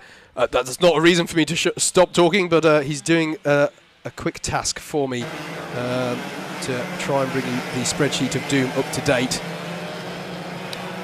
What I've been very cruel. I've just given him a maths exam, but he's already doing a fantastic job, I can tell.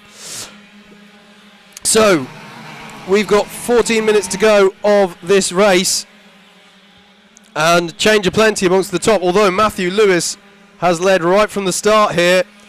And is currently leading the way for Brooks A. Meanwhile, who's that fighting into Christmas? I think that is... I'm going to have to double check who that is. It's the 13. This is the fight between Brooks D and University of Wales Trinity St David Swansea. And Swansea C are in on this as well, I believe, slightly further back down the road. So I think that's... yes, that's it. Right, I'm with it now. I'm with it now. They've got past Southampton. University of Wales Trinity St David have got past Southampton A. So Martinez dropping further down the order still. Not the best race so far for Martinez, although his drive earlier on in the day was very impressive, as there's a curb warning for UWTSD Swansea, so they won't want to keep doing that. Manchester Metropolitan A also have a curb warning. Don't want to keep doing that. Matthew Lewis doing exactly what he did earlier. He might be set to become our first double winner of the day at this rate if he can just keep it together and keep it on the road. Stationary's cart there on the exit of the boot. Getting back underway.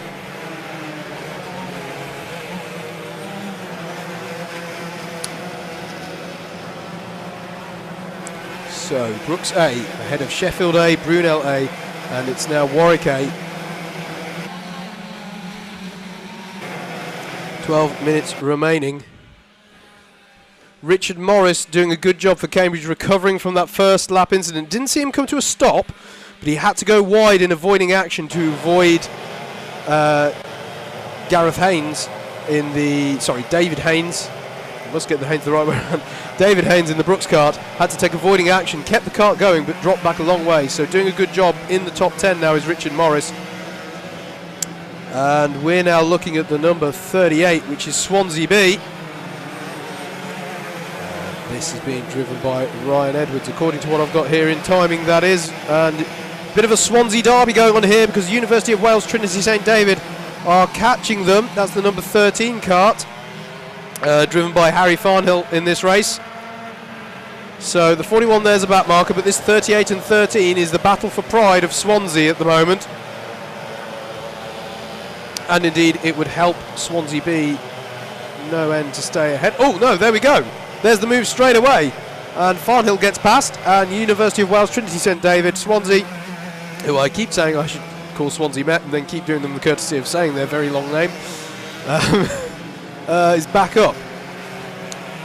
So as they go through the boot, I think that's a done deal. Right, the gap at the moment is 10 seconds that Matthew Lewis has. Very, very impressive that. So he's sort of away and gone. All he needs to do is avoid penalties, and look at this. Sheffield attacking Warwick A. Again, this is Aidan Charity against Alistair Irvine. Gets the job done. I'm not sure if Irvine was impressed by that move. From where I was stood, that was a firm but fair move there. But will Charity get bulked by the traffic? He will a bit, and he gets a little love tap on the back by Irvine there. They both get through the back marker there as they come down the back straight.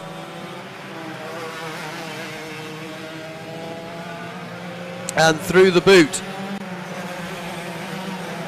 So plenty of battles going on, but our leader is romping away with this one. Thomas Constance is just up the road from this Sheffield-Warwick battle. He's only 2 seconds ahead. Still going on, this battle between Sheffield and Warwick. There they are. You can just make them out on this shot coming into the you can sort of just make out the pink there of his head, and I think that's the Brunel cart as well. So that is second, third and fourth coming through the Zulus now. Beautiful shot on the drone cam as night falls over Northamptonshire. Jacob, sir, you are a gent. He's just filled out all the results for race 8, and that means we can do some magic with the spreadsheet. So I'll tell you what, I shall bring you in as well, sir. Have a headset. As we look at this one, look at this battle, between Sheffield and Warwick, still going on. At the moment it's Aidan Charity ahead of Alistair Irvine. These two drivers doing themselves proud from my perspective so far. Hello, Jacob. Hello. how much do you hate me for giving you that task? I mean, I don't want to overexcite our viewers of the live stream, but you could get a very simple VLOOKUP to do that job for you. A quick copy and paste job, and you'd be sorted. Just a simple bit of formula. It's something we're looking forward to, looking into, I should say. Okay. If I didn't have a Tinder date tonight, I'd offer to help you out in the hotel. But, unfortunately, oh, I see. With this, yes. No, absolutely. What do you think I don't know. I left that open to interpretation. Contact warning for the number 41. And we're still, Charity has a quick look over his shoulder. He knows that Irvine is there. Of course he is. He's been there all race. These two have been racing it out. And whilst they battle, it's allowing on. Is Irvine going to try the inside? Inkerman's beautiful attempt. But is Charity going to get him back for Sheffield? No, he's not. So Alistair Irvine for Warwick A up to third place. Again, the position changes. Again, Manchester Metropolitan gets a track limit warning. They've really got to be careful with that one. Impressive performance there from Tom Constance in the Brunel card. Wasn't someone I tipped on the grid. I thought the first four would run away with it, to be honest. Diego, Richard Morris, and the two Brooks guys. Matt Lewis obviously on for our first double win of the day. Congratulations to him, should he manage to complete that. I was going to say, don't preempt it too much.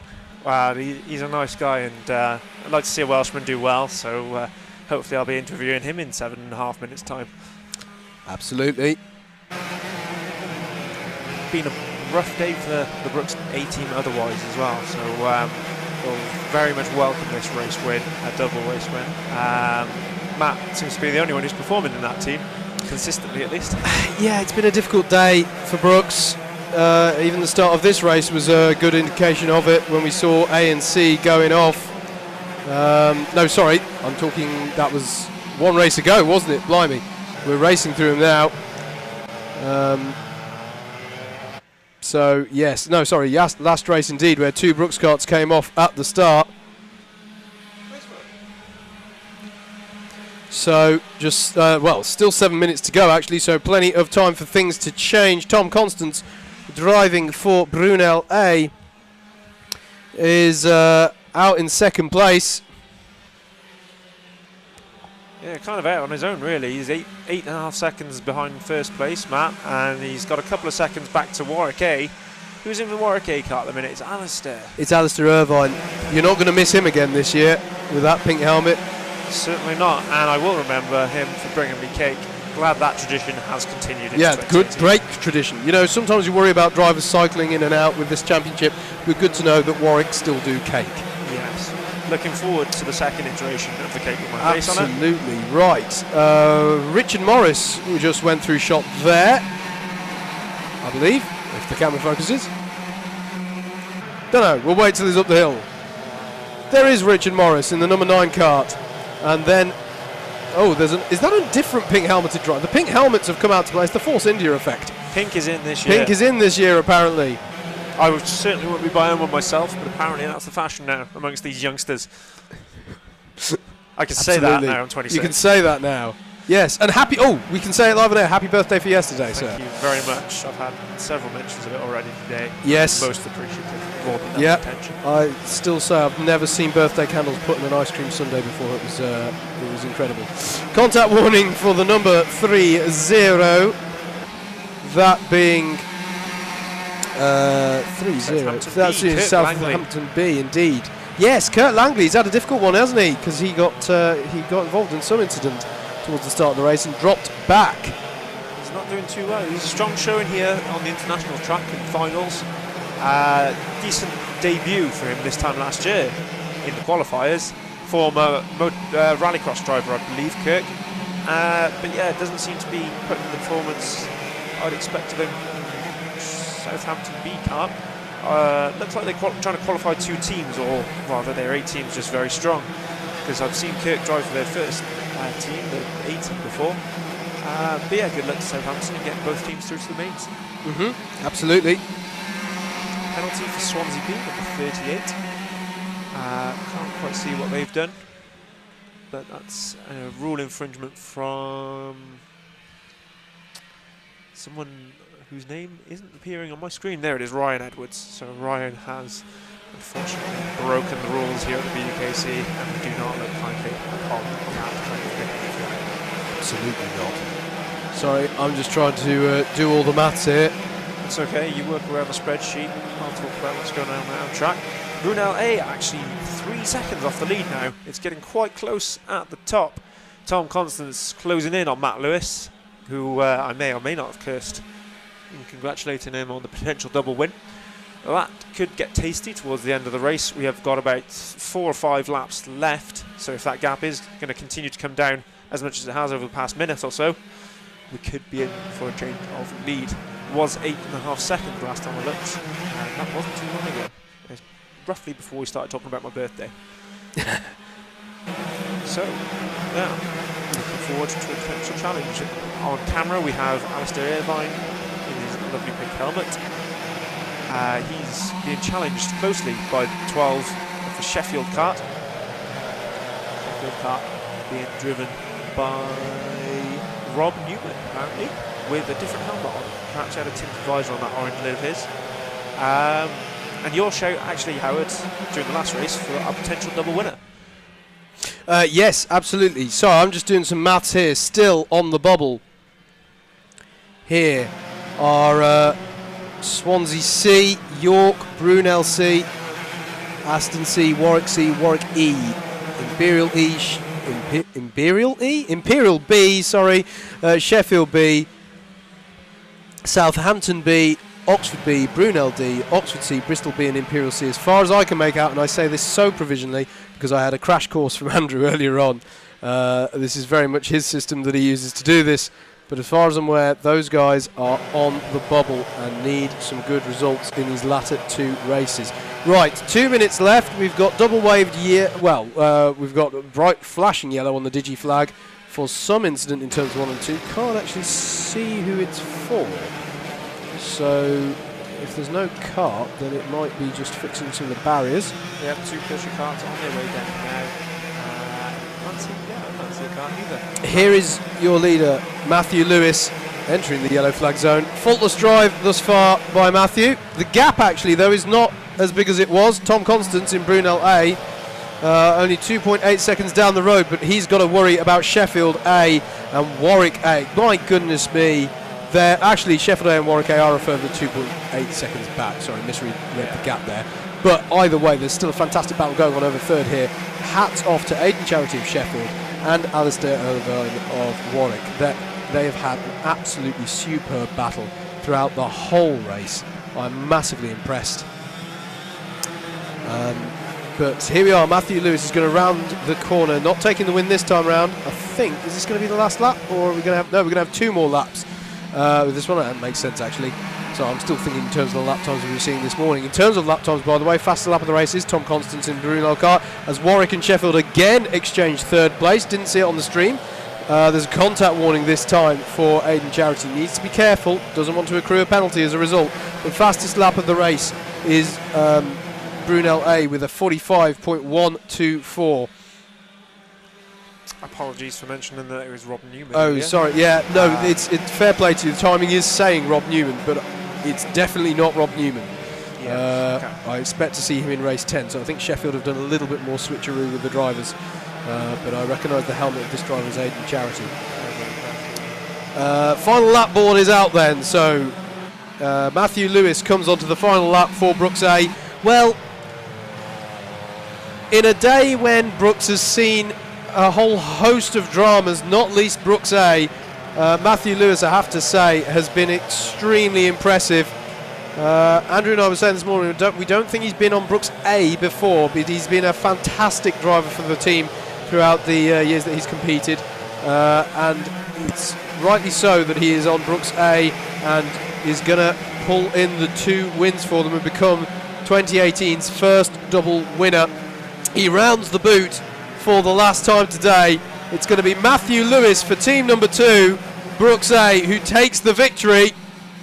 Fantastic drive, and then Brunel A are going to come round and take the second, and then after a race-long battle, it is Alistair Irvine who gets a well-deserved 3rd place ahead of Aidan Charity for Sheffield A. Brilliant driving by both of them.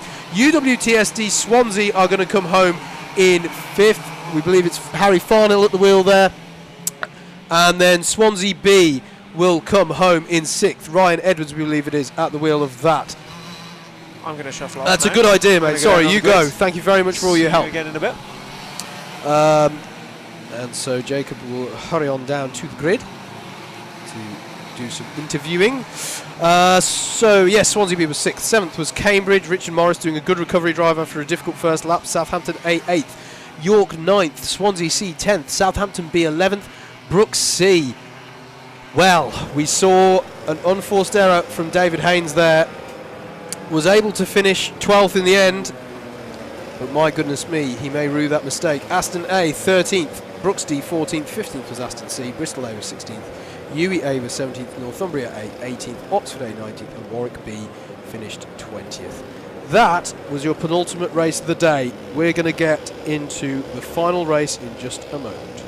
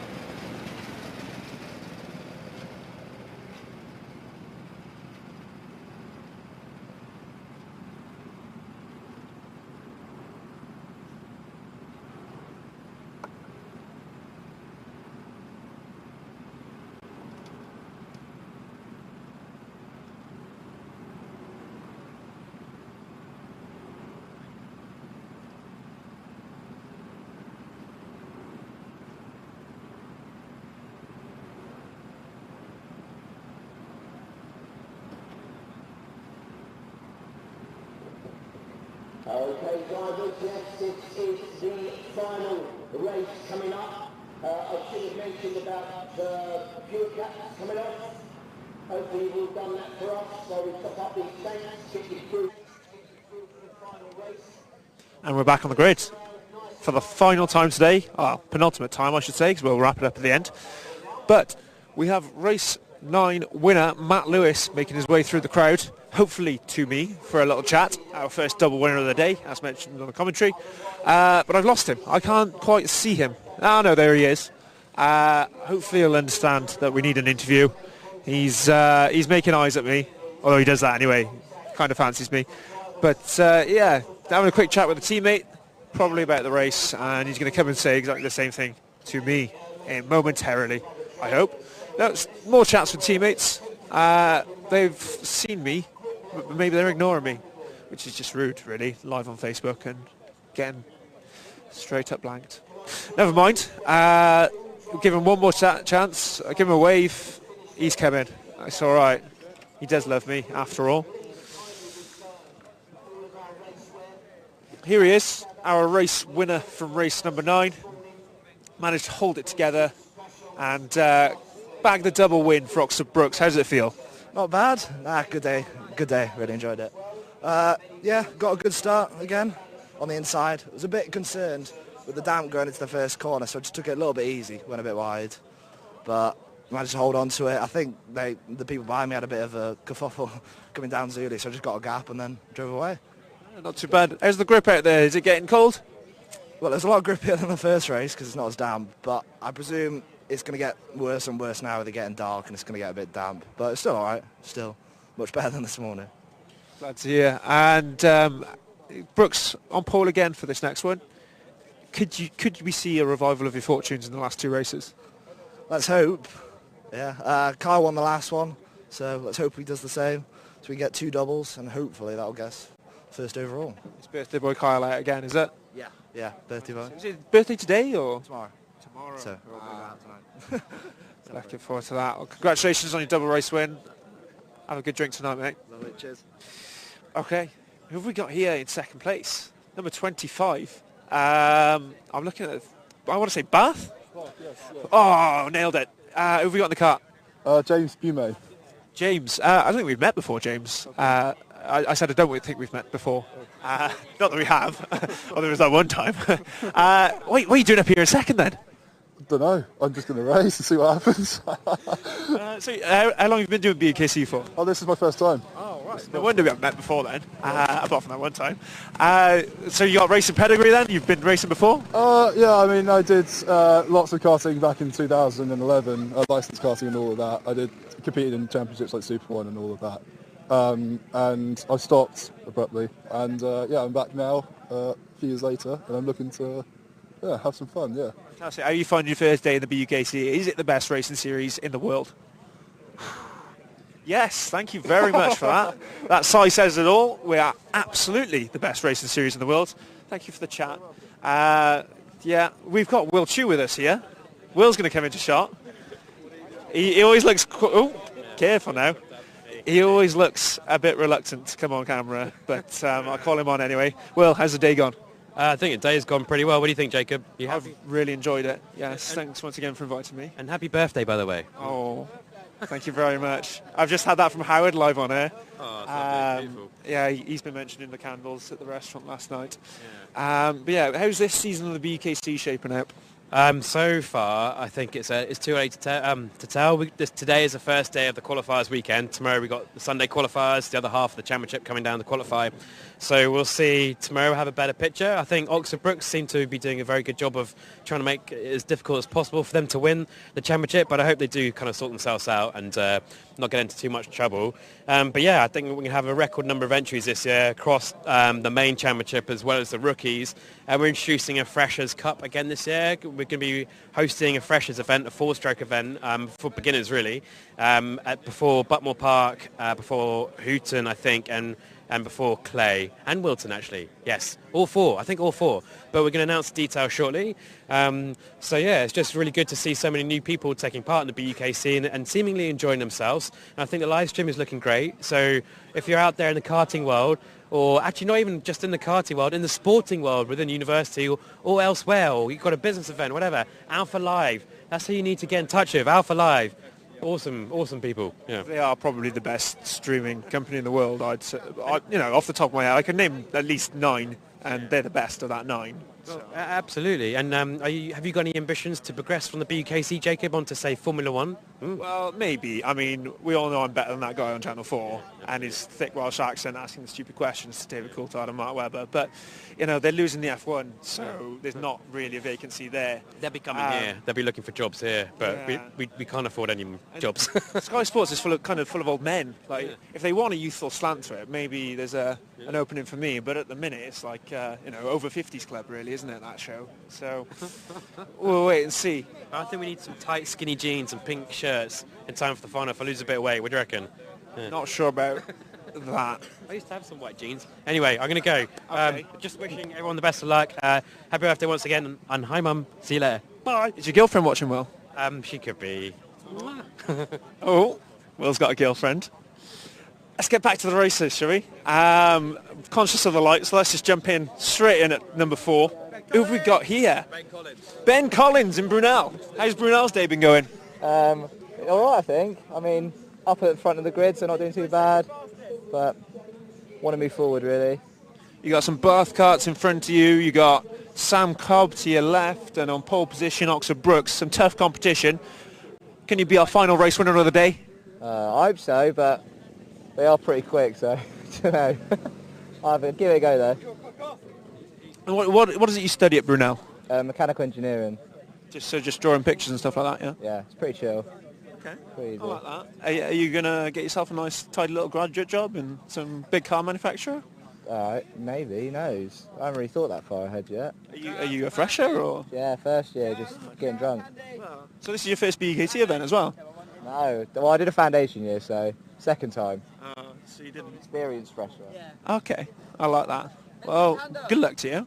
Cheers. I hope you have a good race number 10. It's getting a bit cold out here, so quite dark as well. Yeah, careful into the Christmas corner. Might be a bit slippy. Let's go see what your teammates have to say about you. Oh no, all right. So come on in. Liam, come and have a chat. Liam. Second fastest in his race. Yeah, Second fastest in your race, for you? No biggie. I had Tom Constance's track guide really helped me out. Big shout out to him. LKR's teaching him well. I like that. So, how fast did you go? Just exactly. I think I did a 40. I think I broke the lap record of Whilton. Yeah. Well, obviously second lap record. No, I did a 46.4, and faster was 46.1.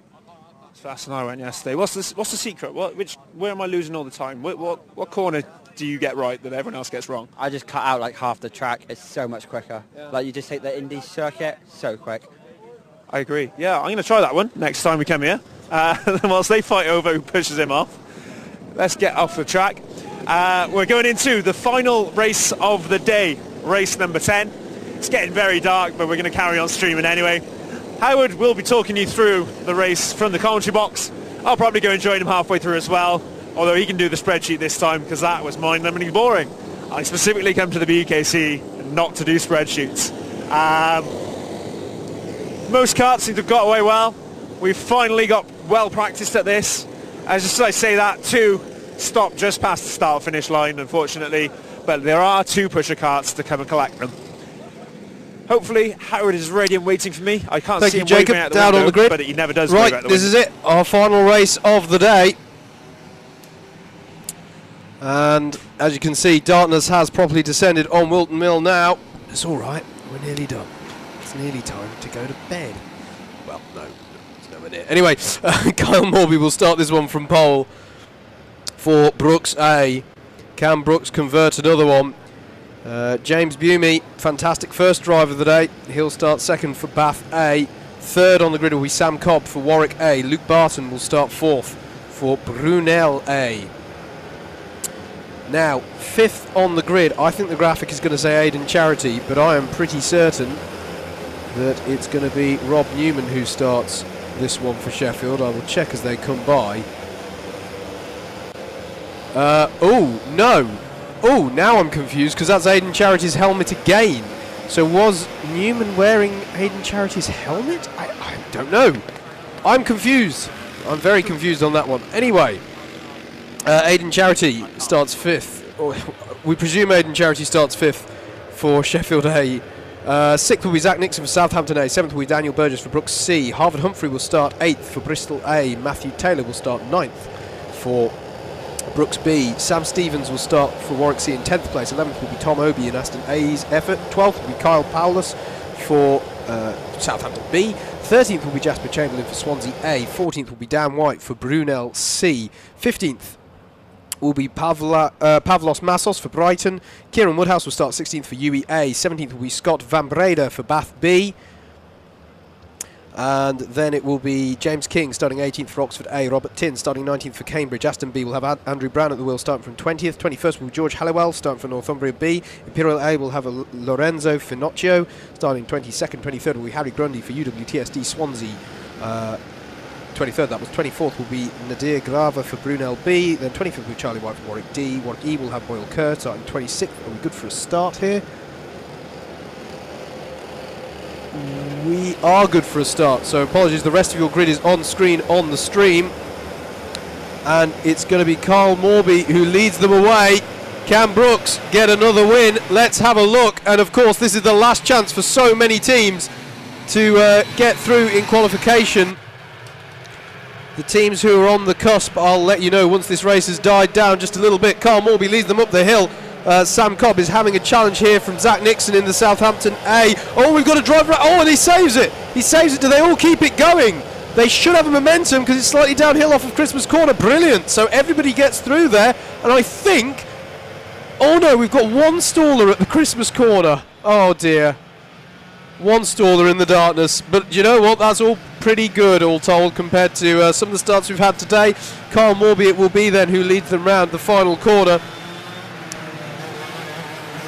And he's going to have... There we go. So Brooks A lead from Bath A.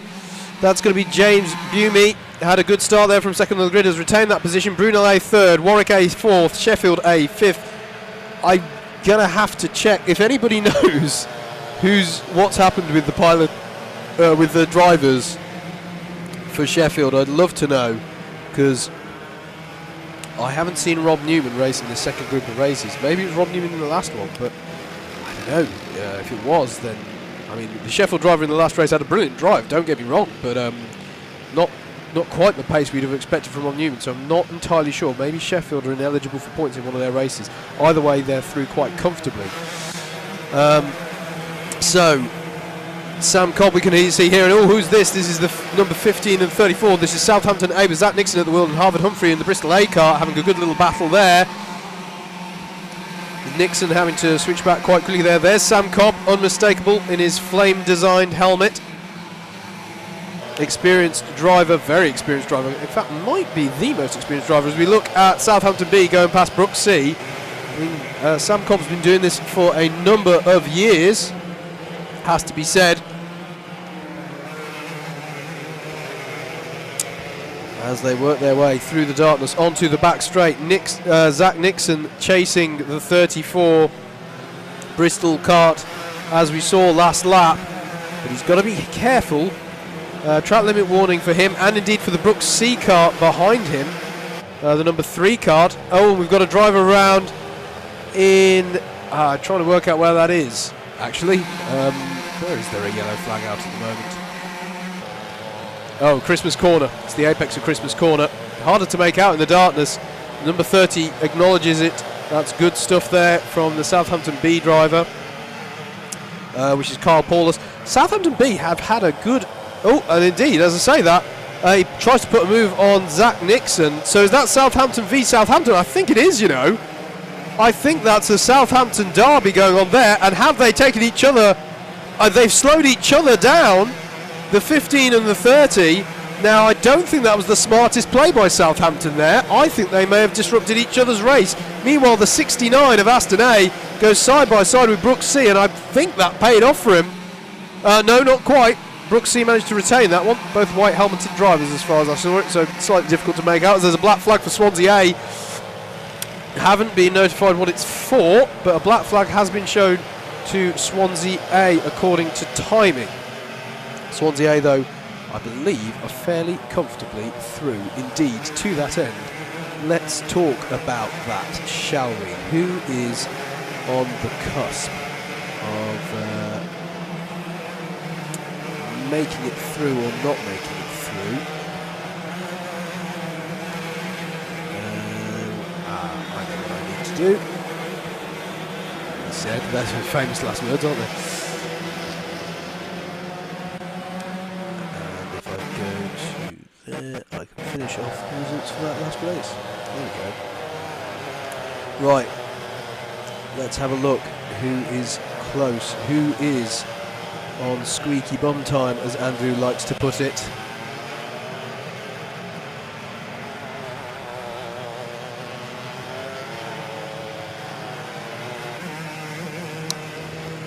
It's going to be very close for... Actually, Swansea A do need all the points they can get, so this is important for them. Warwick D need a good race.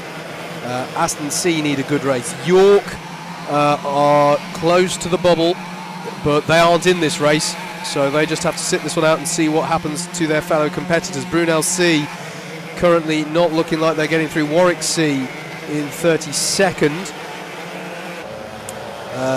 Looks like they might not be going through. Warwick E also look like they may be destined for the rookies. Sheffield B are sitting this one out. But it's not been the greatest day for them. Well, not in terms of getting to the mains, this is. Imperial B are in the rookies drop zone at the moment. Oxford B and Oxford C are in that drop zone at the moment. Brunel D are, Bristol B are, and Imperial C are. I stress this is all very, very provisional. And I do hope I've done Mr. Mather proud. I think I've got myself around this spreadsheet of doom. But we will, of course... Well, now, I'm going to be careful here. I don't want to reveal the full results for the day on air before they're revealed on a podium officially by 3T Racing and BUKC. So I don't want to do that, but I think I do owe you all at least, if we can confirm who we believe hasn't made it. That would be very good. Meanwhile, in the darkness, battle's gone. Oh, goodness me! There's Sheffield gone! Sheffield's gone! Just as I look up at the screen to talk back about the racing, Sheffield's round and out at the boot. Miles off as well. Went into a proper about 3 spins there. Disaster there for Sheffield. I don't think it's going to impact their. I don't think it's going to impact their qualification. I think they're very much safely through, to be honest with you, but not how they would have wanted to finish the day. So disaster there for, we believe, Aidan Charity. I now no longer who's driving what in Sheffield's ranks, but either way, the race continues as there's a contact warning for Bath A. So here we are working through a right gaggle of karts. Back markers are the leaders here. Brooks A have a 6-second lead at the moment. Carl Morby out front. Bath A second. No, sorry, Brooks C second, because Bath A, it's all changing. And my video stream has frozen in the box, which is making it somewhat difficult because I also can't see anything out the window. Let's patch in Jacob at this point because it's difficult to discern anything from my screens at the moment, Jacob. But you are back. Here I am. Job done, right? You've done all the grid walks for the day, buddy. Yes, I'm actually here with news of what's going to happen after this race. Ah, fantastic. An announcement. Well, of sorts. So, just for the information of those viewing at home, we will have a winner's interview after this race. It will not be down on the grid. It will be by the podium. Oh, fantastic. Where we will be streaming the results of the entire day. Who's won, who's qualified, who hasn't. Oh, okay. Live. Fantastic stuff. Well, here's a replay. Nope. So what happened? This was 3. Oh, goodness me. That's what happened to some of them. Thanks to the guys on tap. Sorry, my stream just refreshed and showed me a replay of an impact as they came through the traffic. This was the Warwick A, Southampton A, Oxford Brooks C, all those people coming through the traffic, and there was impact.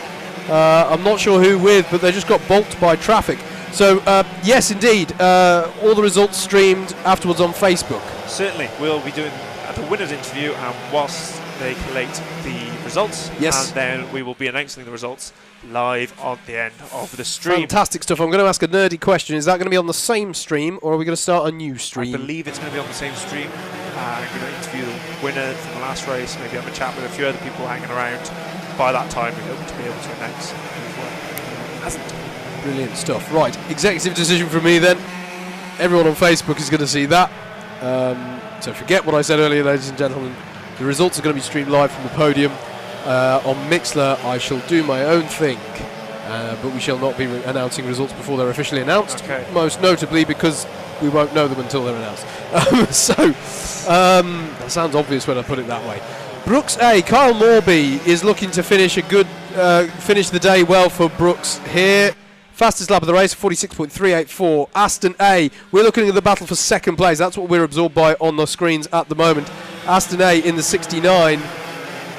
The number 9 is not for position. That's Cambridge, and they are a lap down. So Aston trying to get past the traffic here because Brooks C are right on their tail. So driving for Aston in this one is... Come on, Howard. It's Daniel Burgess in the Brooks C kart, I know that. And then Aston here has Tom Obi at the wheel. Knew it really. And whilst I've been studying that, they've managed to get past the Cambridge kart, so now it's a straight fight for second. Here they go through the Zulus. Still Tom Obi. Yes, of course it's Obi. I remember that from earlier in the day. In the 69 kart for Aston A. Aston have had a really impressive day here. I think they're definitely on the up and up as a team. Yes, this is their local track in BUKC standards, but even so, they had impressive pace in the test day at Butmore as well, I seem to recall. So Aston, definitely interesting to watch how they will progress this year. And at the moment, Obi's absorbing the pressure, but has the traffic given an opportunity here to Daniel Burgess? I think it's going to hold them up, in equal measure. And just down the road from them is the battle between Southampton A. Southampton A is sort of running quietly at the moment by themselves, if such a thing is possible. That's Zach Nixon. And then Warwick A with Sam Cobb at the wheel is 5th, and 6th is Brooks B, which is Matthew Taylor. So Brooks running well in this last race. At the end of a day that started a bit manically for them, and to be honest, has never really calmed down. There's just been several incidents and accidents, but I think ultimately they won't have done too much harm to themselves. They are still in the hunt for winning this event outright, in spite of all that's happened. I think it's because when it goes right for Brooks, it goes very right for them. You know, it's a win it or bid it kind of thing, it seems, at the moment. We saw, you know, the sort of first race of the day where it was disaster for Desira. That's quite a headline if you want that one, folks. Disaster for Desira in race 1 with an incident, turn 1. Kept it going with a 360 across the grass, but then had several penalties, and it just all went to tears for them. Whereas this race and Matthew Lewis's 2 races has gone rather well. So it's been blowing hot and cold for Brooks today, but it looks like they're still going to salvage a great result, and that, to be honest with you, is why they're one of the dominant forces in the BUKC. Yeah, I expect to see them challenging for the title this year. Obviously, Loughborough, our reigning champions, are back tomorrow afternoon. Yeah, and they've retained most of their team of Loughborough A this year, only one driver change, so we know will be strong. Some strength and depth there, a couple of their drivers in their B and C team last year, putting in strong performances across the year, and I believe they've promoted one of those now into the A team. Absolutely. Contact warning has come in for Brunel C and track limit warning for Oxford C. Now, Oxford C is one of those teams who I discussed being on the bubble here. They need to try and not get penalties because every single point counts at the moment. In fact, Brunel C, that's the case as well. So those are 2 teams who, where are they at the moment? Brunel C is running very well, actually, in 9th place at the moment. So it is a good drive for Brunel C. Who's out there for Brunel C? Can I deduce that? It's Dan White at the moment out for Brunel C. Winner of the naked lap at the finals. Oh, was he? Yes, Dan White was the first man to undress and completely lap the Whilton Mill Indy Circuit after the party in March. Fun fact. I'll be honest, that's not a fact I knew. Yeah. I do the nerdy, boring ones. You do the student life ones. Won himself a free go in the karts the day after. Oh, fair. Okay. Yeah, fair enough. Fair enough. Still, this battle rages on between Tom Obie in the Aston A kart and the Brooks C kart with Daniel Burgess at the wheel. Fantastic battle as they work their way through a stricken kart that's just getting bump started. A penalty comes in for Imperial B for track limits. Now that could be significant as well, because Imperial B at the moment I don't think are going to make it. So they'll get a penalty. Track limits penalty I think will be 10 seconds. Well, indeed. Imperial B currently running in come on, Howard. 26th. So at the moment they're not doing enough, Imperial B. I have to say, at the moment, with the possible exception of York, there aren't any unis that will be disappointed by the result, as in last year we had, for example, Cardiff didn't make it through to mains, and it was the first time I think that had ever happened, and it was a big drama. Yep. At the moment, I think the only university destined to not make any team through to the mains is York, which obviously if you're from York is not fantastic, but at least it means we'll have relatively few teams. You know, some of these there's a mechanical flag for Bath. That's unusual. That's only the second one we've seen today, so they'll have some sort of problem. And a cone penalty for Southampton A, who are currently running in 4th place. That'll drop them below Warwick A. Absolutely good spot there. So that's drama for them, as still the battle goes on between Aston and Brooks C. Tom Obie is absorbing this pressure very impressively here as he comes onto this lap. This new lap. Brilliant stuff onto lap 20 of the race. We've only got 4.5 minutes left of racing today at Whilton Mill. Hopefully you've enjoyed it. I imagine if you're still watching by race 10, you have. But don't forget, we are going to do exactly the same thing all again tomorrow. Except hopefully we'll do it without me spilling tea all over the computers just before we go on air. That was definitely not. I did do that. I know. I'm sorry. So yes, I think York are the only uni, unfortunately, who are going to be going home. But at least that means relatively few unis will be going home completely disappointed. We know that a lot of unis structure their efforts like this in the BUKC, where they'll have a mains effort and a rookie effort to develop the mains drivers of tomorrow. So that tends to be no bad thing for them. Maybe Oxford will be a bit disappointed at the moment. It doesn't look like Oxford B and C are going to make it through. But other than that, Swansea have been battling to get in all day. I think B&C are going to do it. I think they are. We'll know for certain in a moment.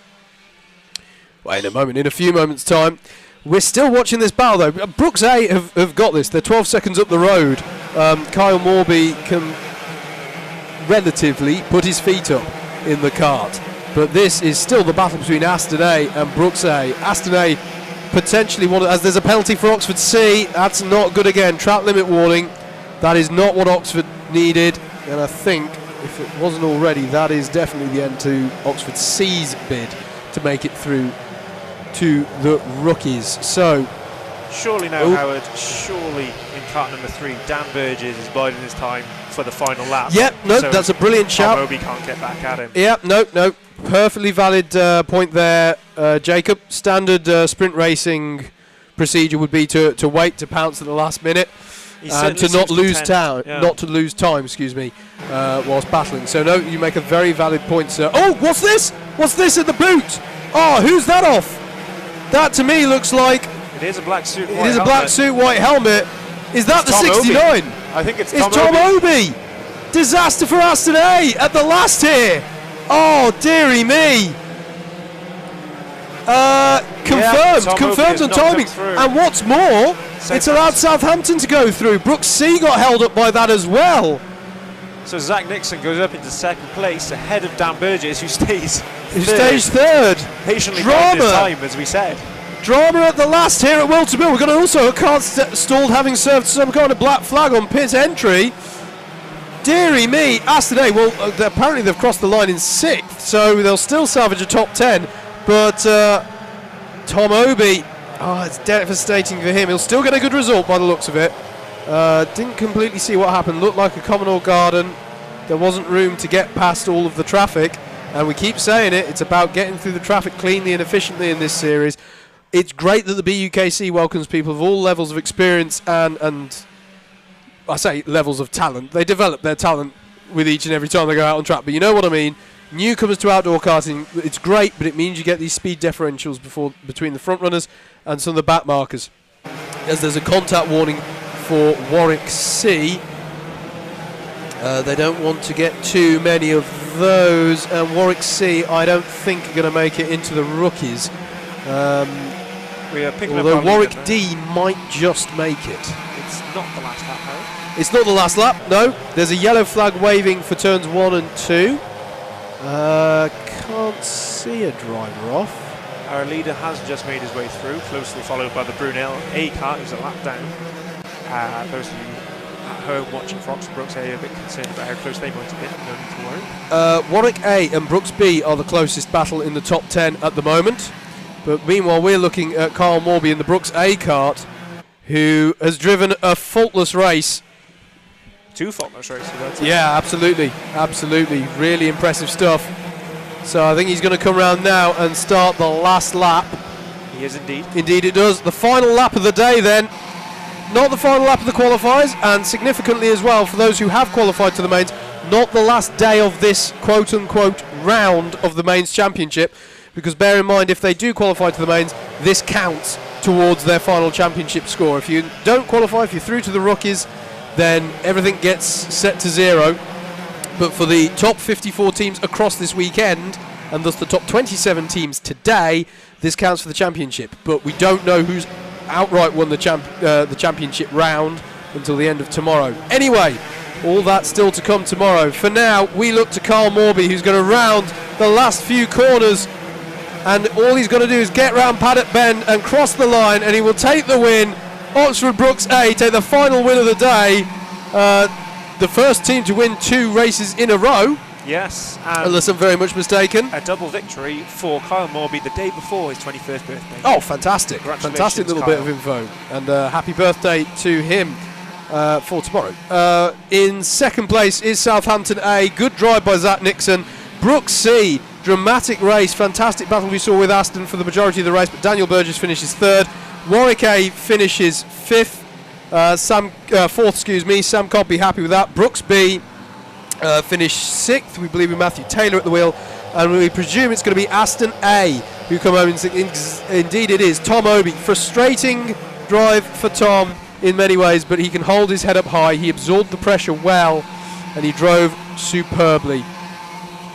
So that is the racing done for the day. I'll just carry on with the results. So it was Aston A in 6th, Sheffield A 7th, Warwick C 8th, 9th was Brunel A, 10th was Northumbria B.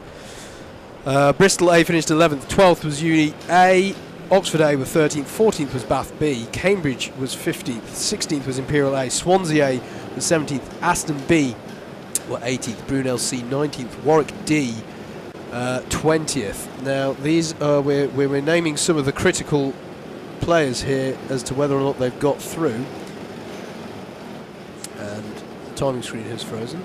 I'm going to take this opportunity to shoot off. I'm going to go pick up the Absolutely. winner, Thank you Kyle. very much, Jacob, for all your help today. No problem. Thank you for having me on the commentary.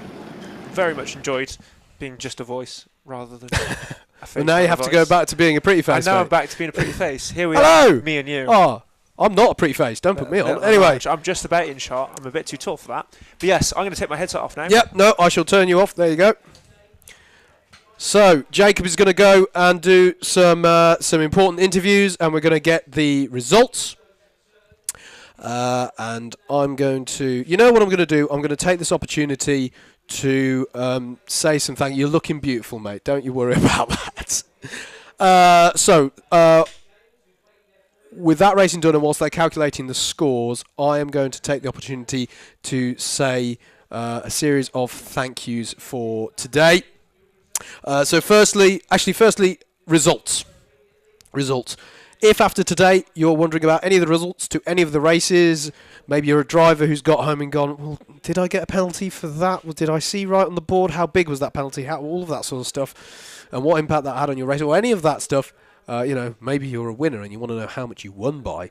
Head over to results.alphatiming.co.uk, click on BUKC, and click on Saturday Qualifier, and you'll get all the results there. There will also be formal results. Well, those are formal results, but there'll be a summary of results uploaded to the BUKC website. New redesign.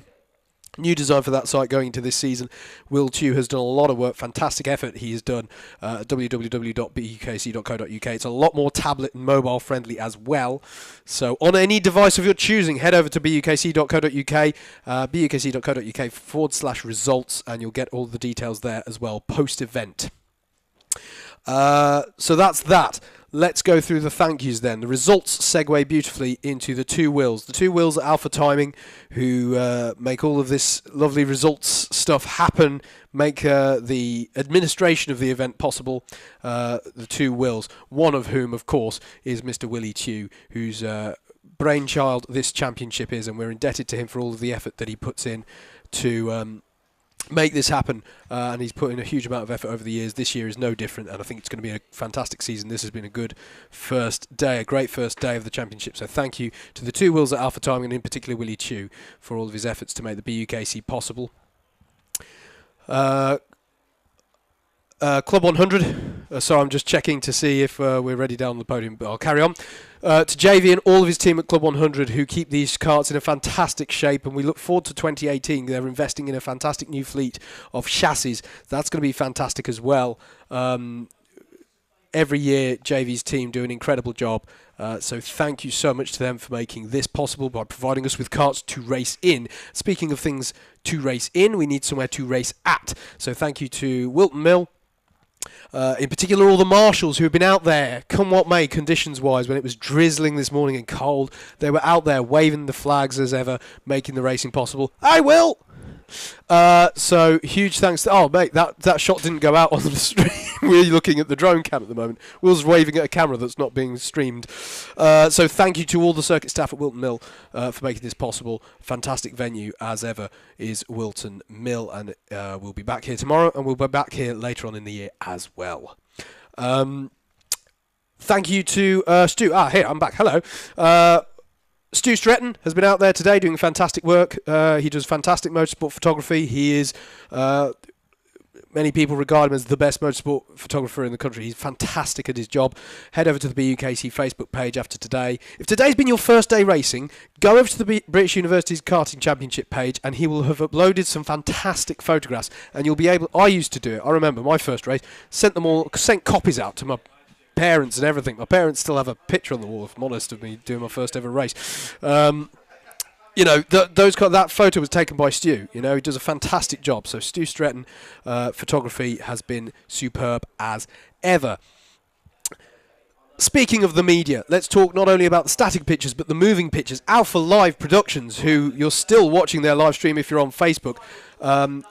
Absolutely fantastic job that Alpha Live Productions have done this weekend. They have streamed BUKC events before, but this one has been just another level. We've had the first... long-term, shall we say. We did have a bit of a test a few months ago, but the first proper onboard shot today. The drone camera has been absolutely fantastic. I'm still transfixed by it, watching it in the box here. So Alpha Live Productions, fantastic team of people to work with. So thank you to them and all of the camera personnel around the track. Check them out on Facebook, Alpha Live Production. Finally, if you look... Well, if you like what you've heard from a commentary perspective, I've been Howard Mitchell and my colleague for the majority of the day has been Andrew Mather. Together we are Double Dash Motorsport Media. Check us out as well on Facebook. Type us in, Double Dash Motorsport Media. We'd really appreciate your support on there. And finally, thank you to all the competitors. Your support of this championship means a huge amount. So thank you very much for taking part. Hopefully you're going home happy and healthy, and drive carefully if you're driving home from the circuit tonight. That's everyone I want to say thank you to. I'm hearing in my ear that we're ready to cross down to the podium, I think. So I'm going to sign off on the live stream and down to the podium.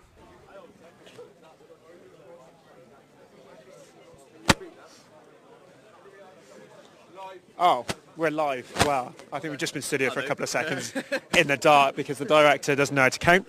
We're here with winner of race 10 and winner of race 5 as well. Second double winner of the day, Kyle Morby. Kyle, it's your birthday tomorrow. It is. What a way to celebrate. How'd you do it? Just drove around for a bit and somehow makes a change. I like that. Articulate. Very articulate. Any close challenges in that race for you? No, luckily the start was a dream. I just had a massive gap and I was like, I can control this from here. And then from what I saw, second dropped off quite a bit and then it was just managing the back markers. But it seemed all right, so it will do. Fantastic. Right, John is waiting very impatiently to announce the winners. So I think I'm going to hand over to him. Can you hold two microphones at once? I can hold lots of things at once. Actually. You're a big man. You can handle two at a time. Yeah. Kyle, thanks for talking to us. I'm going to pass this over to John. Are you? Yes. Blimey. For those of you who don't know, on the live stream, this is JV, owner of Club 100, and he likes to compare the podium. So, yeah, do you want to get that in your pocket? Oh, my gosh. OK. I'll do my best. Front pocket. And hold that. I've got that, yeah? And I'm done. Does it sound loud and clear? All right. OK, drivers, before we... Oh, crikey, we are missing some number plates and transponders. Oxford Brooks C. Team number 2, Oxford Brooks B. Team number 6, Sheffield A. Team number 7. All the Oxford Brooks teams, basically. Can you get your number plates and transponders returned? Imperial B as well. OK, we need yours returned as well. So all the Oxford teams, Imperial and Sheffield, please, if you can kindly get your number plates and transponder returned to us at the pit lane exit, please. On the dummy grid, that'd be great. OK, I've been told to hold two behind me. OK, here we go. OK, Will, you actually wanted to say something before we pressed ahead? I'd like to say, did you enjoy yourselves? Wasn't a bad day, was it? Yeah, lots of silly things, really, you know, but nothing malicious, I don't think. One or two nutters. But, you know, you always get the odd nutter in BUKC. But otherwise, no, I think well behaved. And, yeah, applause from me, if I could have two hands to applaud you. Well done, well done. Will wants to... Oh, what do you want to say? I hope you had fun. Woo! Right, I'll pass on to John now. Excellent. Weirdo. Okay, I'm going to sort of stand here where I can get a bit of lightish on here. Right, first of all, Excuse me. First of all, we're going to... what we're going to do, we're going to give out medals for the actual winners of each race, and we've got their names here. So, race number 1 winner from Oxford Brooks B, Joe Bleakley. Come and get your medal, Joe. And the winner from race number 2, Sheffield A, Rob Newman. Winner from race number 3, Imperial A, Ellis Jackson. A winner from race number 4, Oxford Brooks A, Matthew Lewis. Winner from race number 5 from Oxford Brooks A again, Carl Morby.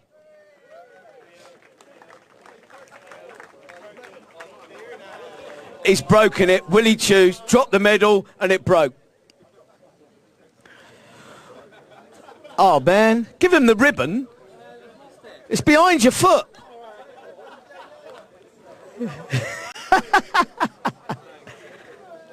Winner from race number 6, UWTSD Swansea, Taylor Adams.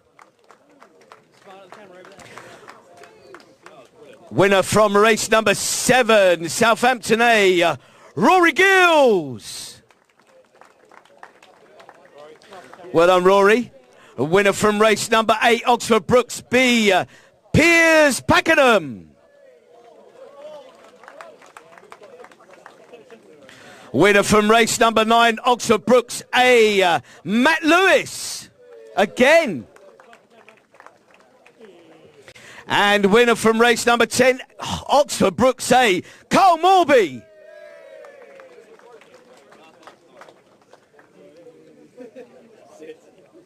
I think there's a good chance that Oxford Brooks A have won today.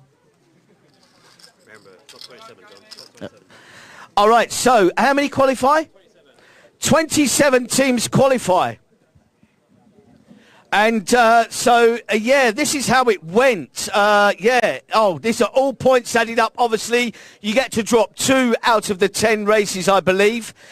So the top 27 today automatically qualify for the mains championship. Remainder teams are entered automatically into the rookies. And I'll tell you what I'm going to do. We should go through the lot, really, Will. So 41 teams. Imperial C. Yeah, that's your university, Will. Imperial C were last. Okay, Bristol B finishing 40th. Brunel D finishing 39th. 38th for Oxford C. Oxford B 37th. God blimey, rubbish Oxford. Imperial B 36th. That's 2 Imperials in the rookies. Sheffield B into the rookies, 35th today. 34th for Warwick E. York are in the rookies with finishing 33rd. Brunel C are in the rookies, finishing 32nd. Aston C, team 71, 31st today.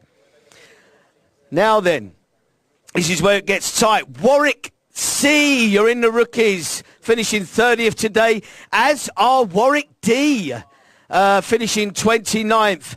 And the team missing out by 3 points from getting into the mains championship. That's team number 30, Southampton B. So, there you go. So, into the mains, Swansea C, Swansea A. Aston B, Swansea B. Manchester Met. Oxford A in the mains. Manchester Met and New. I knew that. I did that yesterday. And this morning. Oh, sorry. Yeah, Manchester Met and New. New team to the BUKC. Okay, there you go. Oxford A are in. Brunel B are in. Brighton. You're in the mains. UWEA. Bath A in 18th. 17th today. Northumbria B. Bath B 16th today. Bristol A 15th. Cambridge, you're in the mains. 14th. Warwick B 13th today. Imperial A finishing 12th overall. There you go, Will. Will loves Imperial. Aston A finishing 11th. Top 10 then. All into the mains. UWTSD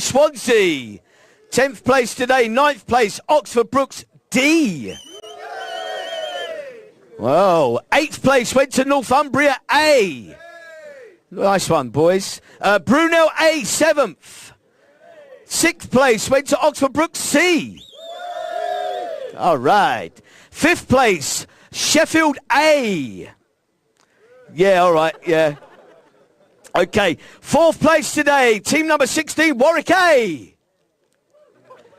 They're not going to cheer because they finished 4th and not on the podium. And it was by 1 point, incidentally, Warwick A. You missed out on that podium for. So, you probably know who you are. Let's call them up. 3rd place then, 342 points. Today, finishing 3rd, team number 15, Southampton A.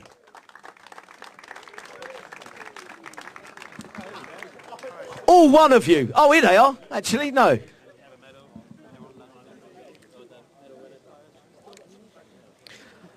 Well done, Southampton A then.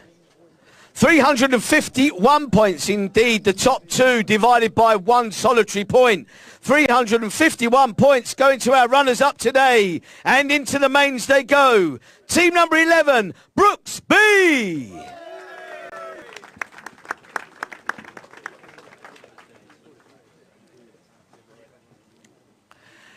But to our winners with 352 points after their drop scores, ladies and gentlemen, winning qualifier day number 1 and into the mains championship as one of the favourites. Finished runner-up last year and so many previous years as well.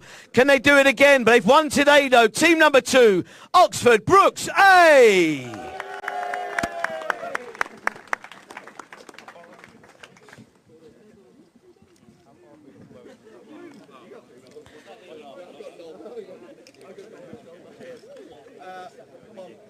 Well done, guys. Okay, we got Stuart taking a photo. Big smiles, guys. Podium looks great. I like your fairy lights as well, Will.